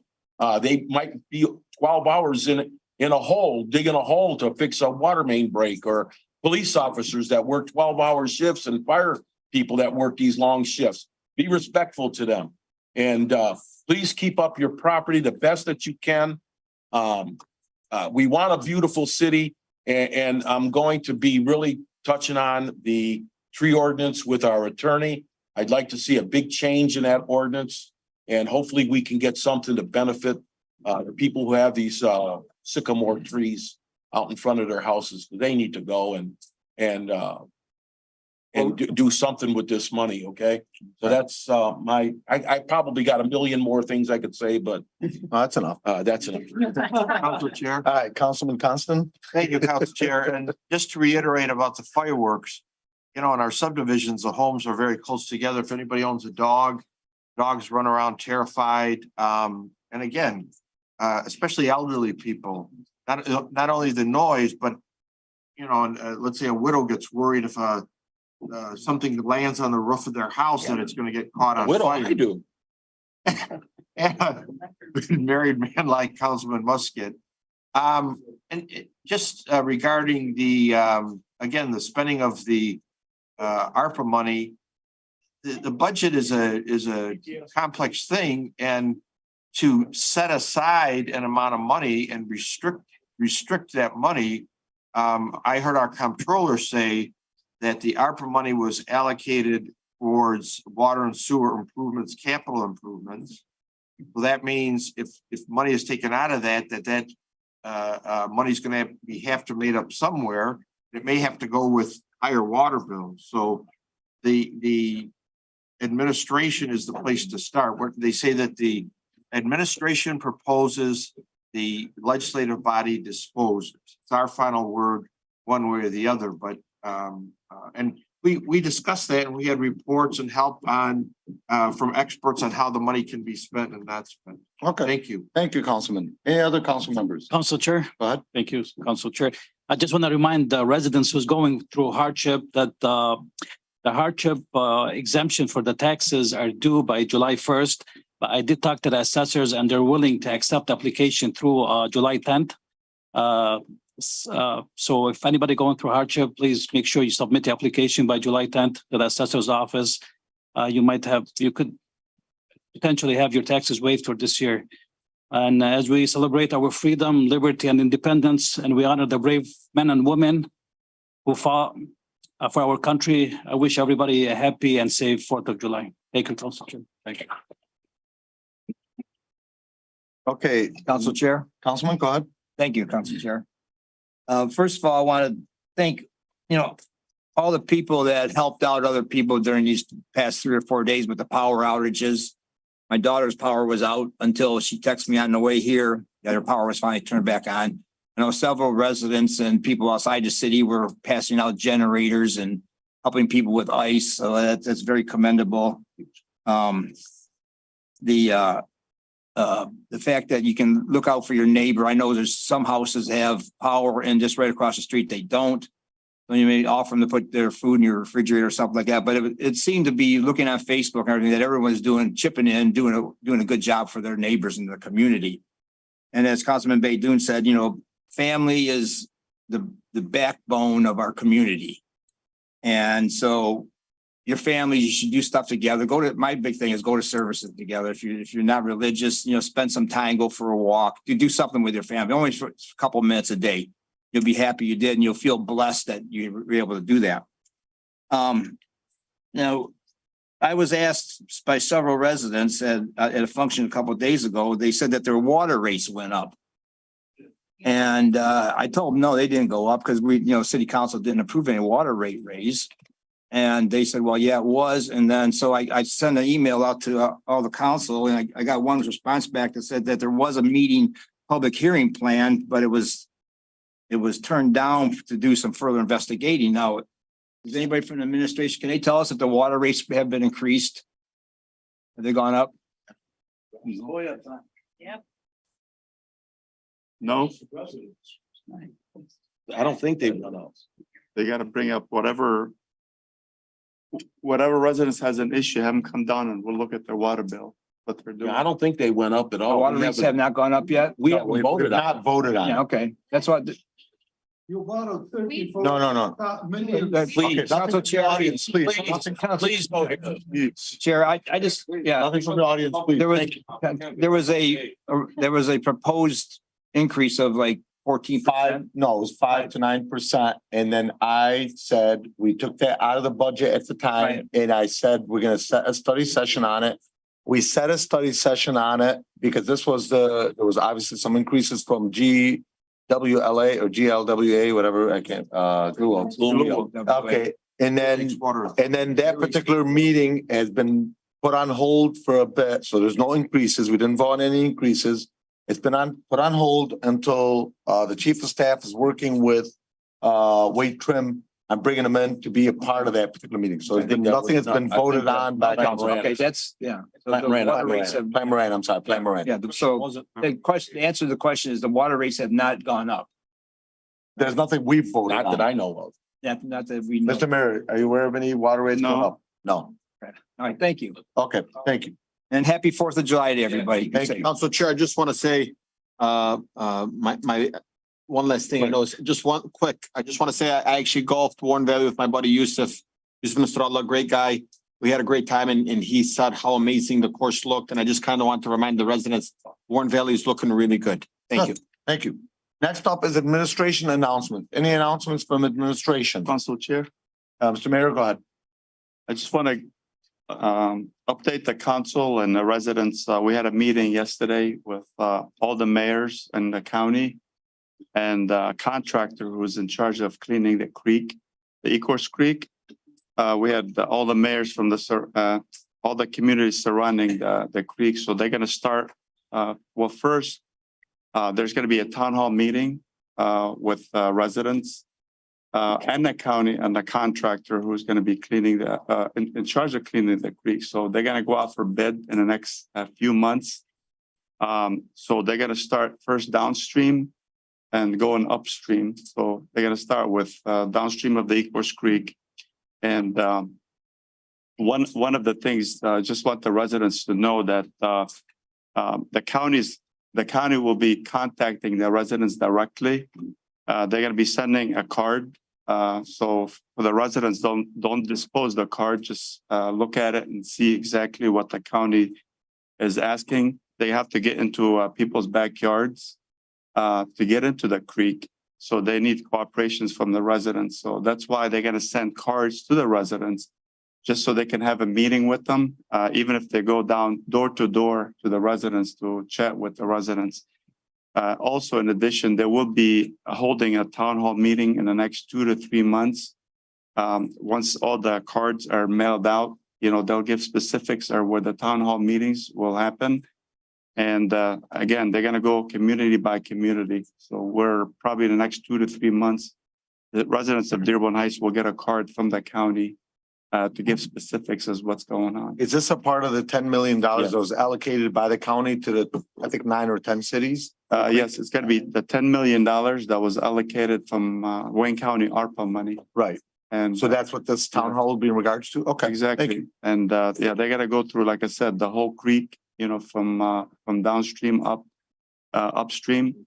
And also, I mean, what the biggest thing they're gonna do is obviously clear the log jams, then take the sediments out of the creek and try to put reinforcements on the walls of the creeks just to make sure they don't collapse. Okay, thank you, Mr. Mayor. Any other announcements from anybody in administration? All right, seeing none, next up is one of our popular items on the city council, our public comment section. Everyone will have 3 minutes. You could come on up, please state your name, city and street. I see who's, okay. Why don't you do Zoom? Why don't you do Zoom? I'm sorry? Well, I've already started with in person. It's okay. So Mr. Owen had asked for an extra minute and I told him I was giving it to him. Right? So you have 4 minutes, correct? Okay, I will time. 1 second. I will time If it your time first is on and then 1 I'll minute, stop and I'll start with another 3 minutes. restart it, okay? So when Bring in the generator. Put it right here. Please. Take it. Thank you. what are you guys doing? Right there, right here. Just park it right there. Park it right there. Just go, sit down. Good afternoon. My name is Hassan Ayun. Bringing a generator over here, Mr. Bazzi, the mayor, like they say, sat there and brought a gentleman named Ahmed Al-Kabi to go around to residents because he doesn't want you guys on city council. Just want me on city council, but that's. He is using this for his vendetta because you guys are voting for the residents, not voting for the Democrat rubber stamp. He's the rubber stamp. He had an agenda with Mr. Mackey, and it took a long time for us to come here today and resolve the situation. Shame on him. They sat there and tried to tell Nancy over here, you want a generator? They bring Al-Kabi to bring her the generator. Maybe hold on. I'm not saying nothing bad. Listen, I got proof right here. Proof is right here. Can you submit this into, hold my time, please. Submit this into evidence. This is evidence right here. There's pictures that you took with Al-Kabi. If you needed a generator, reach out to us. You can't reach out to somebody that's running for office. I didn't reach out to him. He had nothing to do with Mr. Jamal Bazzi, and my nephew brought me a generator. Why is he taking pictures with you?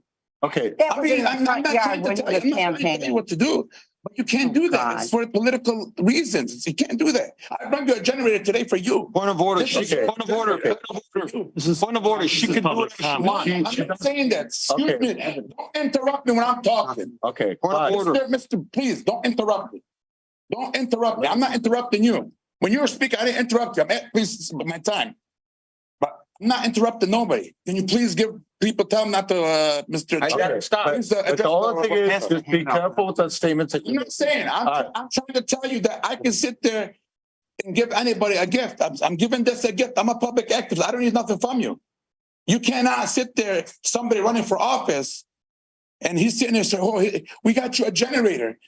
You cannot take gifts from, you cannot even take, I can't even take you out to eat. Can't even do nothing for, I'm telling you this. I have my nephew's generator, sir. Look at the thing, look at the paper. Is that you in the paper? Is that you and the, what's it called? Hold my time, let us see the paper first, please. Okay, Question. so at this point of order, Mr. Owen, we're not putting somebody here on trial. Well, it's- I understand. Okay, but you've made your statement in regards to that. Let's move on to the next subject, because otherwise I'm gonna allow her to answer you back and forth. She can answer me back. Is that her? And in 1 second, 1 second. Councilwoman, are you interested in going back and forth on this, or are you not interested? Half of this is not even real. Okay, I know, you're not in trial. So I'm You gonna want me to suspend the rules and take roll call or pull a motion? What do you want me to do? go ahead, finish your statements. Go ahead, finish your statements. This is ridiculous. The mayor has a vendetta against Mr. Mackey. All these people were Mr. Mackey today. Just to let you know, you violated Act 78. It's in the paperwork. You suspended Act 78. Mr. Zahir Abdallah put a motion, and you told him to put the motion so he won't get reelected. You know what you were doing. Why are you so hostile and angry? No, I'm talking to you. I'm talking to you. Commission Council, I'm interfering, everybody. Council, 1 second. Okay, interrupt. I will. Wait, Commission Council, please. Wait, Haas, don't make me stop this. 3 minutes. Haas, 1 second, stop the time 1 second. Haas, please stay respectful. I'll allow you to speak. Corporation Council. You have. Don't be respectful. 1 second. Chill. 1 second. You have a right to speak. I'm allowing you the right to speak. I understand. Do me, Mr. Owen, I understand, but we don't need to get loud. I believe in the fact that you are allowed to speak, and I'm gonna allow you to speak. But please, no yelling or screaming. Thank you. Go ahead. Stuck up for Mr. Bezzi in the beginning. Why? I didn't have enough evidence. Now, when I went to Mike Mackey and I looked at the Mike Mackey thing, there's a vendetta here. There's a vendetta. All the residents know that. You're getting recalled. I'm putting it on the record. And of course, it's gonna be done. So here, is it done or not? Okay, wait, talk to the council chair, please. Go ahead. Just to let you know that you will be recalled. Every resident over here today don't want you in office. Okay, but You have not. we don't understand. wait, Haas, we don't need those statements. Continue. Chill. Democrat rubber stamp behind Rashida, behind Al Kabe. Man, you should be ashamed of yourself. Okay, Oh yeah, for what? Because I'm sitting there talking to you. Shame on you. Shame on you. You're for what? Shame on you. okay. I'm a public activist. You what have you done for the community? Sit there, take advantage. Sit there for the residents. Shame on you. Okay, what are you gonna do about it? Nothing. You're no action. I got 3 minutes. Okay.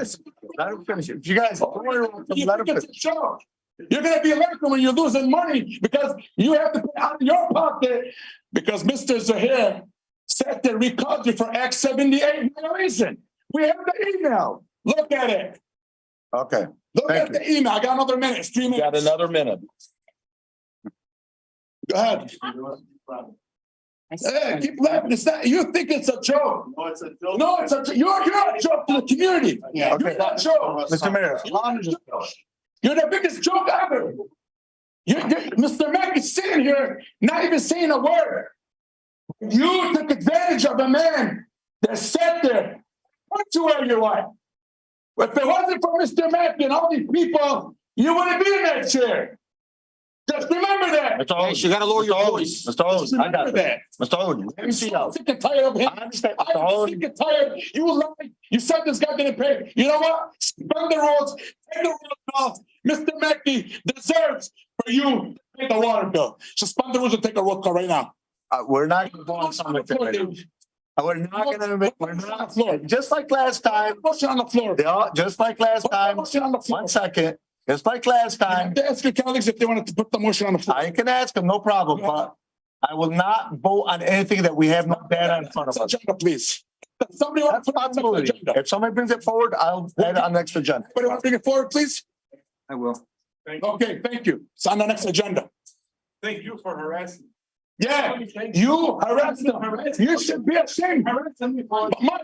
Mike, not from the audience, please. Mike, please. It's done it for a long time. Done. You sit there. make Time's out. people come here. You- Okay, time's up. Thank you. Next up. Yeah, everybody can speak. Wait, Mr. Mike, I'm sorry, Mike Mackey. The gentleman was next. I'm sorry. I'm sorry. With the hat. Go ahead, sir. Guys, I just. Okay, wait, one Oh, you second. gotta, this is getting out of line. One second. I will ask again, please, no yelling, no screaming, not needed. Please state your name, city, My street, name is John. I'm from Dearborn Heights. street name, please. Pardon? Just the street name only. John, No, the street name. legal. Oh, what Okay. street? Lehigh. Okay, thank you. Go All on. right. One of your city trees struck my house in February. Okay. I kept calling, trying to get a hold of you guys. Nobody would get back a hold of me. I had remortgaged my house. I'm homeless now. I can tell everybody's doing great. My grandbabies, my great grandbabies don't have a house to live in. Why would nobody return my phone calls? One person did. I forget his last name. It began Joe something. But out of everybody, nobody would return my So, calls. sir, I will help you on this. So just to clarify, you're saying, please stop the time. Thank you. You're saying the city tree fell and hit Yeah. your house, is that correct? Yes. Okay. Okay, let's not put anybody on the spot. Can you do me a favor? I'm allowing you to finish your time. But before you leave, can you please give George your name and your phone number? And I'll ask, Director Conrad's not here. Paperwork to get a hold of. I'm going to get lawyers now. That's fine, sir. That's fine. Mr. Thank Mayor, you for can you your. make sure somebody from Thank you, administration but contacts to you? everybody else and whichever gentleman that his name was Joe something, I'd like to thank him, but the rest you can kiss my ass. Hey, man. Sir, no need for that. Come Thank on, you. man. All right. Yeah, there's, Sir, no grandbabies need. don't have Papa's house Sir, to live in. we'll ask somebody from administration contact you. Please give George your name and number, and somebody from the mayor's office will contact you. And I'm sorry for what happened to your home. Thank you. I apologize. Anybody else? Come on up. What is going on? Good evening, Mike Mackey, Martha Street. We have a huge disconnect in our city. It's so toxic right now. We need to come together.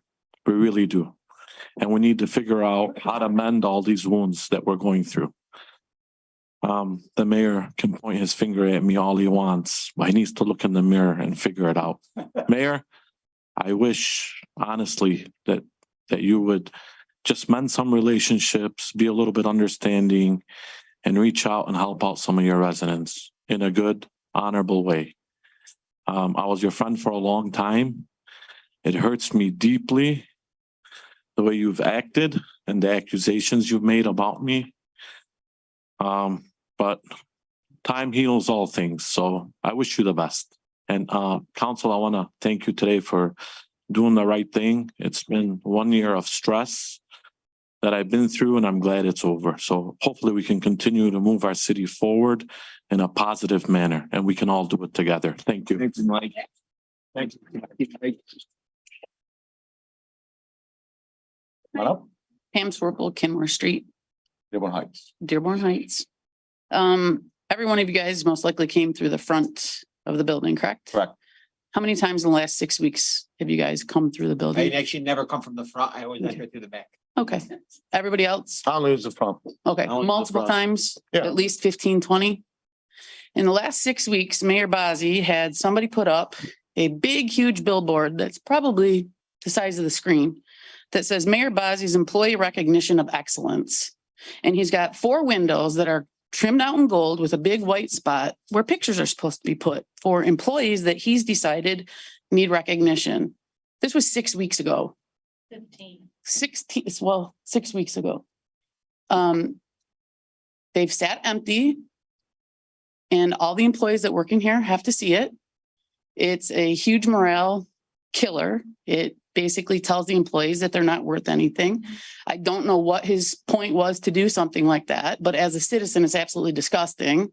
And I don't know what game he's playing with these employees, but it is emotionally draining. And that's why all these employees are fleeing the city, because they don't like you, they don't trust you, and you've hurt a lot of people. And you think that this is a game, and you think that it's funny, and you continue going on and on and on. But this picture, it's still empty. It's still empty. So I don't know what game you're playing, and you'll just sit there mute and not talk to me like you always do. But what you're doing to these employees is absolutely despicable. It's disgusting. They show up to work every single day, whether it's police, whether it's fire, whether it's city employee, whether it's public, the TPOAM, any of them. And all you do is disrespect them by putting a huge billboard up right there. Everybody in here, walk out. It's on the right-hand side as you walk out. Massive billboard with 3 large pictures that have sat empty for over 6 weeks. 6 weeks, 15 of the employees having to stare at this every single day. It is disgusting. Whisper to the attorney, disrespect me again as usual. It's what you always do.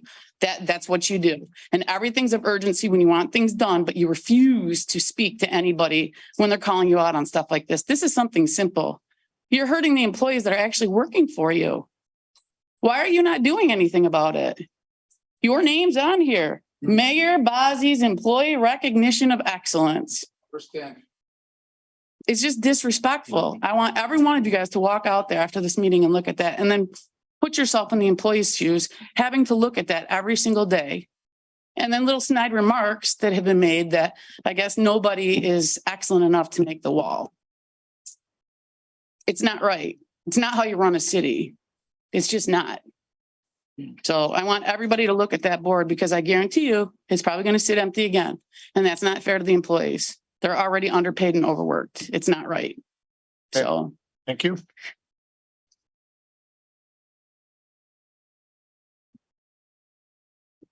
I promise you I will not scream. Good evening again. First, I want to wish everybody happy Eid. The pilgrimage to Mecca was the last few days, and tomorrow is the first Islamic holiday of 4 days, where people sacrifice a lamb instead, like our prophet, our father Abraham was trying to sacrifice his son, and God sent a lamb in his place. So I wish everybody happy Eid, and I hope we enjoy it with our family. I have a question for the Controller. Sorry to wake you up. Did you have any document whatsoever to show how much the city lost money due to COVID to replace it by the $10 million? I did FOIA twice and nobody gave me any answer. So I assume there is nothing documented from Plans Moran or anybody to show that the city really lost revenue. Did the city council receive anything from the administration? You voted to move the 10 million or 7.8 million to the general fund based on that we lost revenue. Did the city council member receive any document from Plant Moran or any audit firm that the city lost money? That's not why we transferred that over. If you watch that meeting, which I'm going to pull up, we were told that when we move it here, the government can no longer tell us how and when we can spend it. That's why we moved it. The mayor just said a few minutes ago. Doesn't matter. That's not why council voted on it. What's being said then and what's being said now are two different things. Okay, allow me to finish. I'm clear with my question. Did you receive any document showing that we lost revenue? No. I don't have nothing off the top of my head. So nobody received anything. The money was removed. Basically, I'm going to tell you what it was removed, because Lisa Hexclayton stood here and she said to you that I don't have enough money to make the payroll, and that was early March. Correct. You remember that? Correct.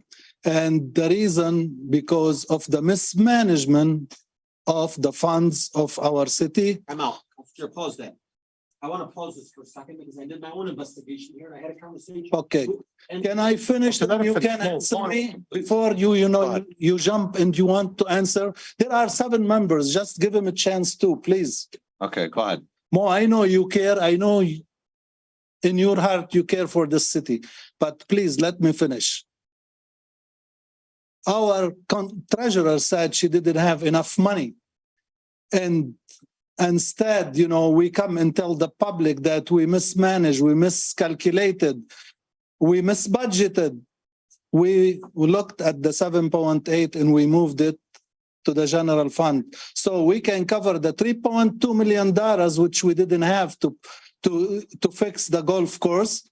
And the money which we paid up to 1.35 millions to bring somebody friend to the mayor to come with his firm to tell us how to spend our money.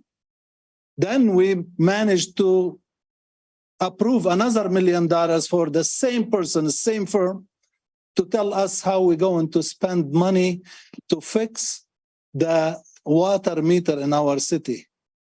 So I want you just to think about this $7.8 million.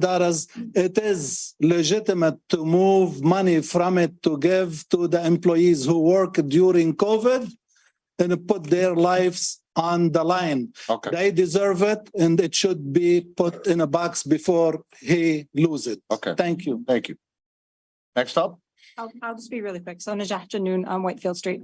So I was here at that meeting and I did get up here and speak when it was being discussed about, and Mr. Baidoon is right. It was explained that it would be unrestricted. But I do recall Mr. Muscat saying, well, it's okay because, and no offense, Mr. Muscat, but I mean, it's okay because if $1 million bill comes up, that's going to come in front of the council. And my argument was, you're not going to see it because if it's going to pay bills, it's going to be on your, and it's just going to go. You're not going to see it. So that was the whole and that was why I was against you guys approving moving that money to the general funds. Now it's obvious. The argument is there that money it's basically already earmarked for other things. So approving the 700,000, what is now going to be, what are we lacking? Like what is now not going to get paid because, so it's done. It's been moved. It's no longer restricted, and where it goes or what's already been spent of that, who knows? Okay, thank you. For council members, keep in mind during public comments, it's not necessarily a back and forth thing. Thank you. Please state your name, city, street. Margaret King, Dearborn Heights, Mayfair Street. I want to start off with saying thank you to our city council and the DPW employees that had went out that Saturday morning and started the process of the painting of the crosswalks surrounding our schools throughout the city of Dearborn Heights. Now we are one step closer to making our schools zone safer. Will all the school zones throughout Dearborn Heights, the city, Crestwood, Dearborn Heights, and Westwood school districts be all the same is my first question. Ever since the passing of Joey Smith, I have been doing a lot of research on school zone safety. Sadly, there are more than 1,000 fatal school transportations related crashes between 2011 and 2020. With an average of 113 fatalities per year, students have been going from to and from school. 40 students have been hit by a vehicle while walking to and from school each day, resulting in more than 15,000 injuries on an average of the annual basis. Each week in the United States, there are 15 pedestrian deaths. To resort my sources, this was found on Safe Kids Worldwide. There are just a few that hit home for me on many of these cases of school zone crashes are preventable. Can we work together with our Dearborn Heights Police Department with having an assembly at each schools, Crestwood, D7, and Westwood school districts, with having an officer come out and talk to them about the importances of the crosswalks, cross with the crossing guard or a safety patrol student. Have 2 assemblies a year to help to show the school zone safeties, as well as can we get something together so the community knows to walk with the crossing, help the kids. And I just want to state, when I was a crossing guard, I would walk out into the center of the street to make sure that the kids, that it was safe for them to look both ways and cross. I can't tell you how countless times that because there's no sign, there is no signage with the crosswalk, school zone, safety, anything. Signage is also important. I know the DPW, we directed that already. Is there something that we could do to help these kids? But I have almost gotten hit walking out there. That was my point of this, is that I would go walk out. People would be stopping at the stop signs. They would swerve around because they don't have any patience and almost hit me. I'm sure if a crossing walk sign and a school zone sign was there, that could have been preventable.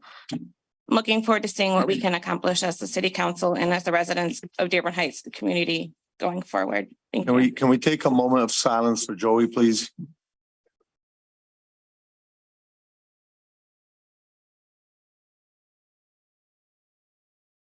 Thank you.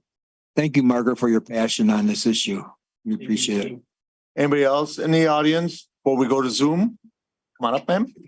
Hi, my name is Simone Zagovac on Lafayette Street. I've been living with my senior parents since COVID, but I grew up in Dearborn Heights on Old Dockstader Street. And I just want to say that I haven't come to city council meeting, and it's just been a really rewarding time to be here. I think it's like democracy in action. I'm so thank you, everybody, for everything you've done tonight. And I came here to talk about the fireworks. Thank you, council members, for bringing up the fireworks. There's so many things associated with fireworks, and you see a lot of stories that come out like right around the fireworks, and no one's able to do anything in it, before the next year. So I want to encourage. I know that legislators in Lansing did something bad to us by making such a permissive law, and we're stuck with it right now. I also understand that people want to. They regret their vote, and so if the city can weigh in. I know that our noise ordinance is being violated. Every other community. I read Dearborn's today. I couldn't find Dearborn Heights. It's certainly being violated. I have a pet at home that goes berserk, runs toward the fireworks, escapes. I mean, there's so many dangers, PTSD. There's so many statistics about how bad they are. And we're putting these devices in people's hands, and you probably couldn't find anyone who liked fireworks more than me. But hearing tonight what people said, I want to say one comment about trees. I do a lot of research about them. Each mature tree that we have lowers the ground temperature under it by 25 degrees. You know how hot it's getting? And the mature trees help us to lower our bills, our air conditioning bills at home. And you can sit under a tree and be comfortable in this heat. So I don't know if the city has an arborist, but I would encourage the city to look into getting some real information about this and how we can amend trees. I'm looking into statistics about how many trees fall on houses and cars. I know if it happens to you, that's an awful, awful thing.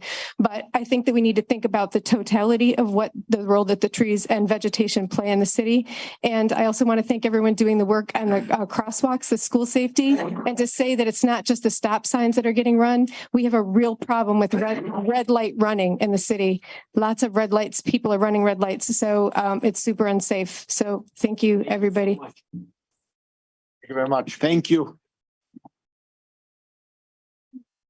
Stephanie Butler, Dearborn.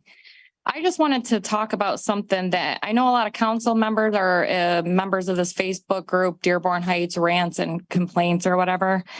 So usually I'll see the council people post on people's concerns, except for this one, which I feel odd about because this seems like a very serious issue. And for those of you who don't know me, I stand up for the kids, and any injustice to kids or seniors is a quick trip to get me on your radar.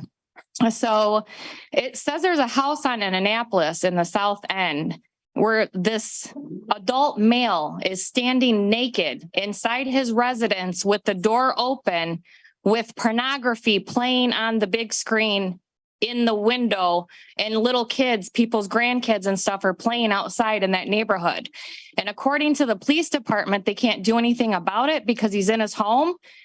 But there's limits to that. You're in your home, but you have the door open, so you're exposing yourself to children.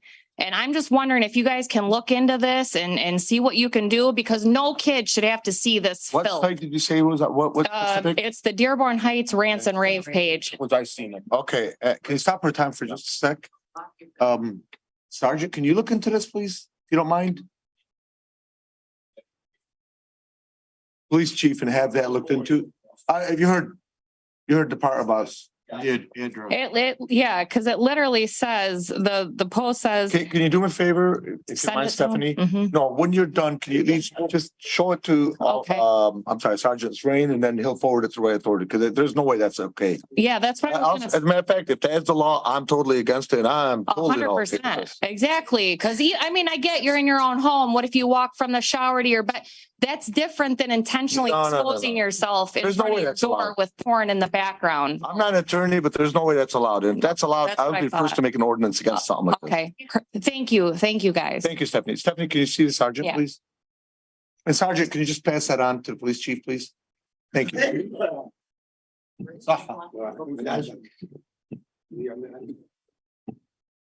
Good evening. My name is Hassan Bazzi. I live in Shihan. First and foremost, I really want to thank the citizens that they come and they get engaged in the city issues. I mean, thank you guys. Thanks for you bringing the issues here. You're one of the originals, so let's not Well, forget that. We're trying to do the best we can. I spoke last meeting about the planning commission. I read a statement, and I want to keep talking about this subject and other part of the government in this city. I want to see. I mean, I can come to you. We elected you. I can speak to you.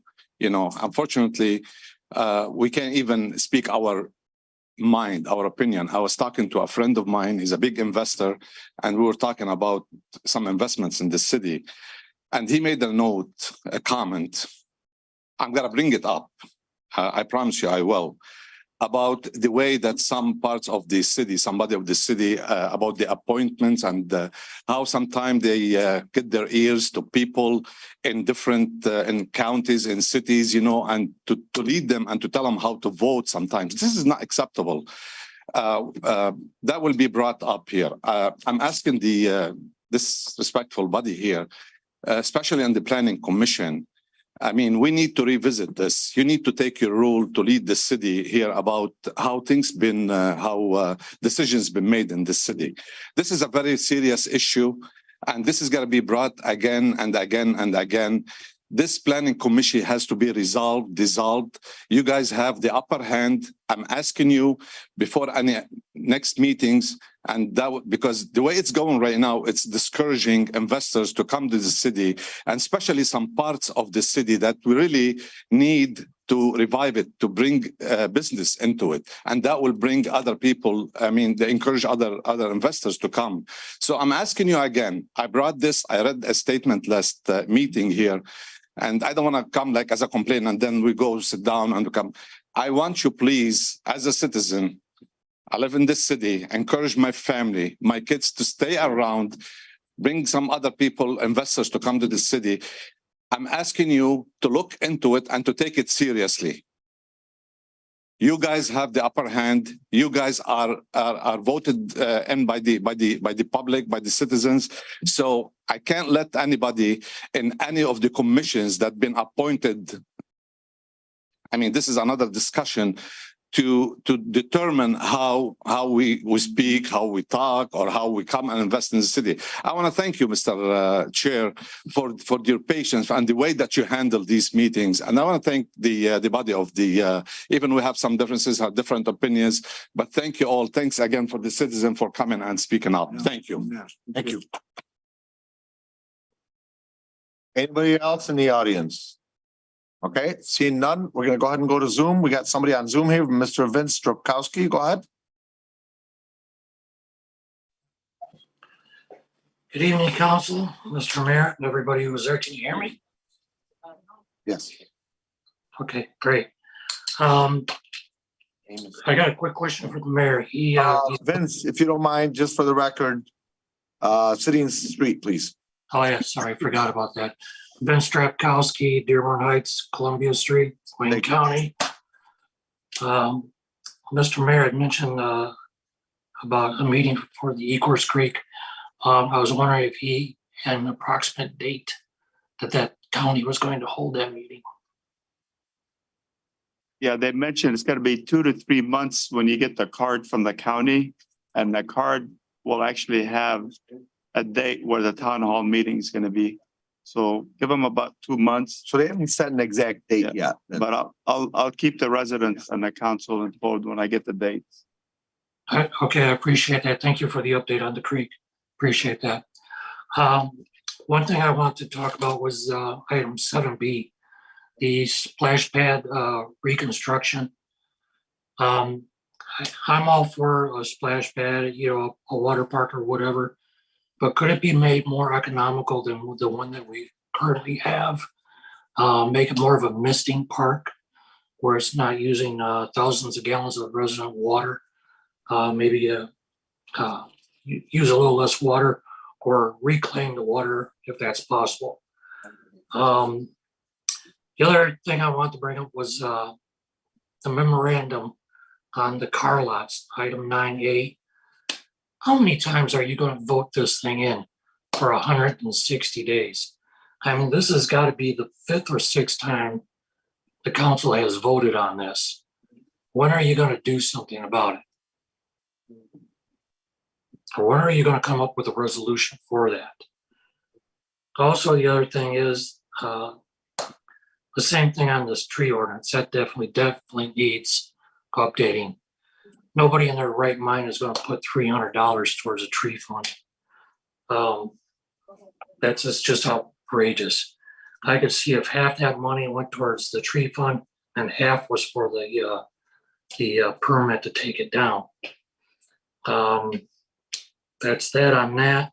And I think the council should come up with some sort of form or some sort of way of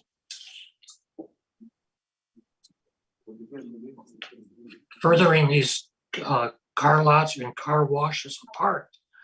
I mean, they shouldn't be stacked on top of one another. They should have at least a separation of 3 miles radius in the ordinance, if that's feasible. Thanks for your time. Have a good evening. Thank you, Vince. Nobody else on Zoom? Come on up. Mike Hashem. I just want to get to something that's Street and city, please. I don't think I have to say that. Street and city. I live in the hood. Anyways, the main thing is I'd like to say you guys need to figure out. I overheard a phone call right now in the hallway about the missing money. Just to let you know, you guys got to figure out. And the person that was sitting there, the controller, was talking to somebody on the phone, talking about if we get audited, we're going to be in deep trouble. Just to let you guys know that. Thank you. Okay, thank you. Anybody else in the audience? All right, seeing none. Motion adjourned. Motion to adjourn by Councilman Muscat, seconded by Councilman Baydun. All in favor, please say aye. Aye. Any opposed? No. The ayes have it. Motion carried. Thank you, ladies and gentlemen.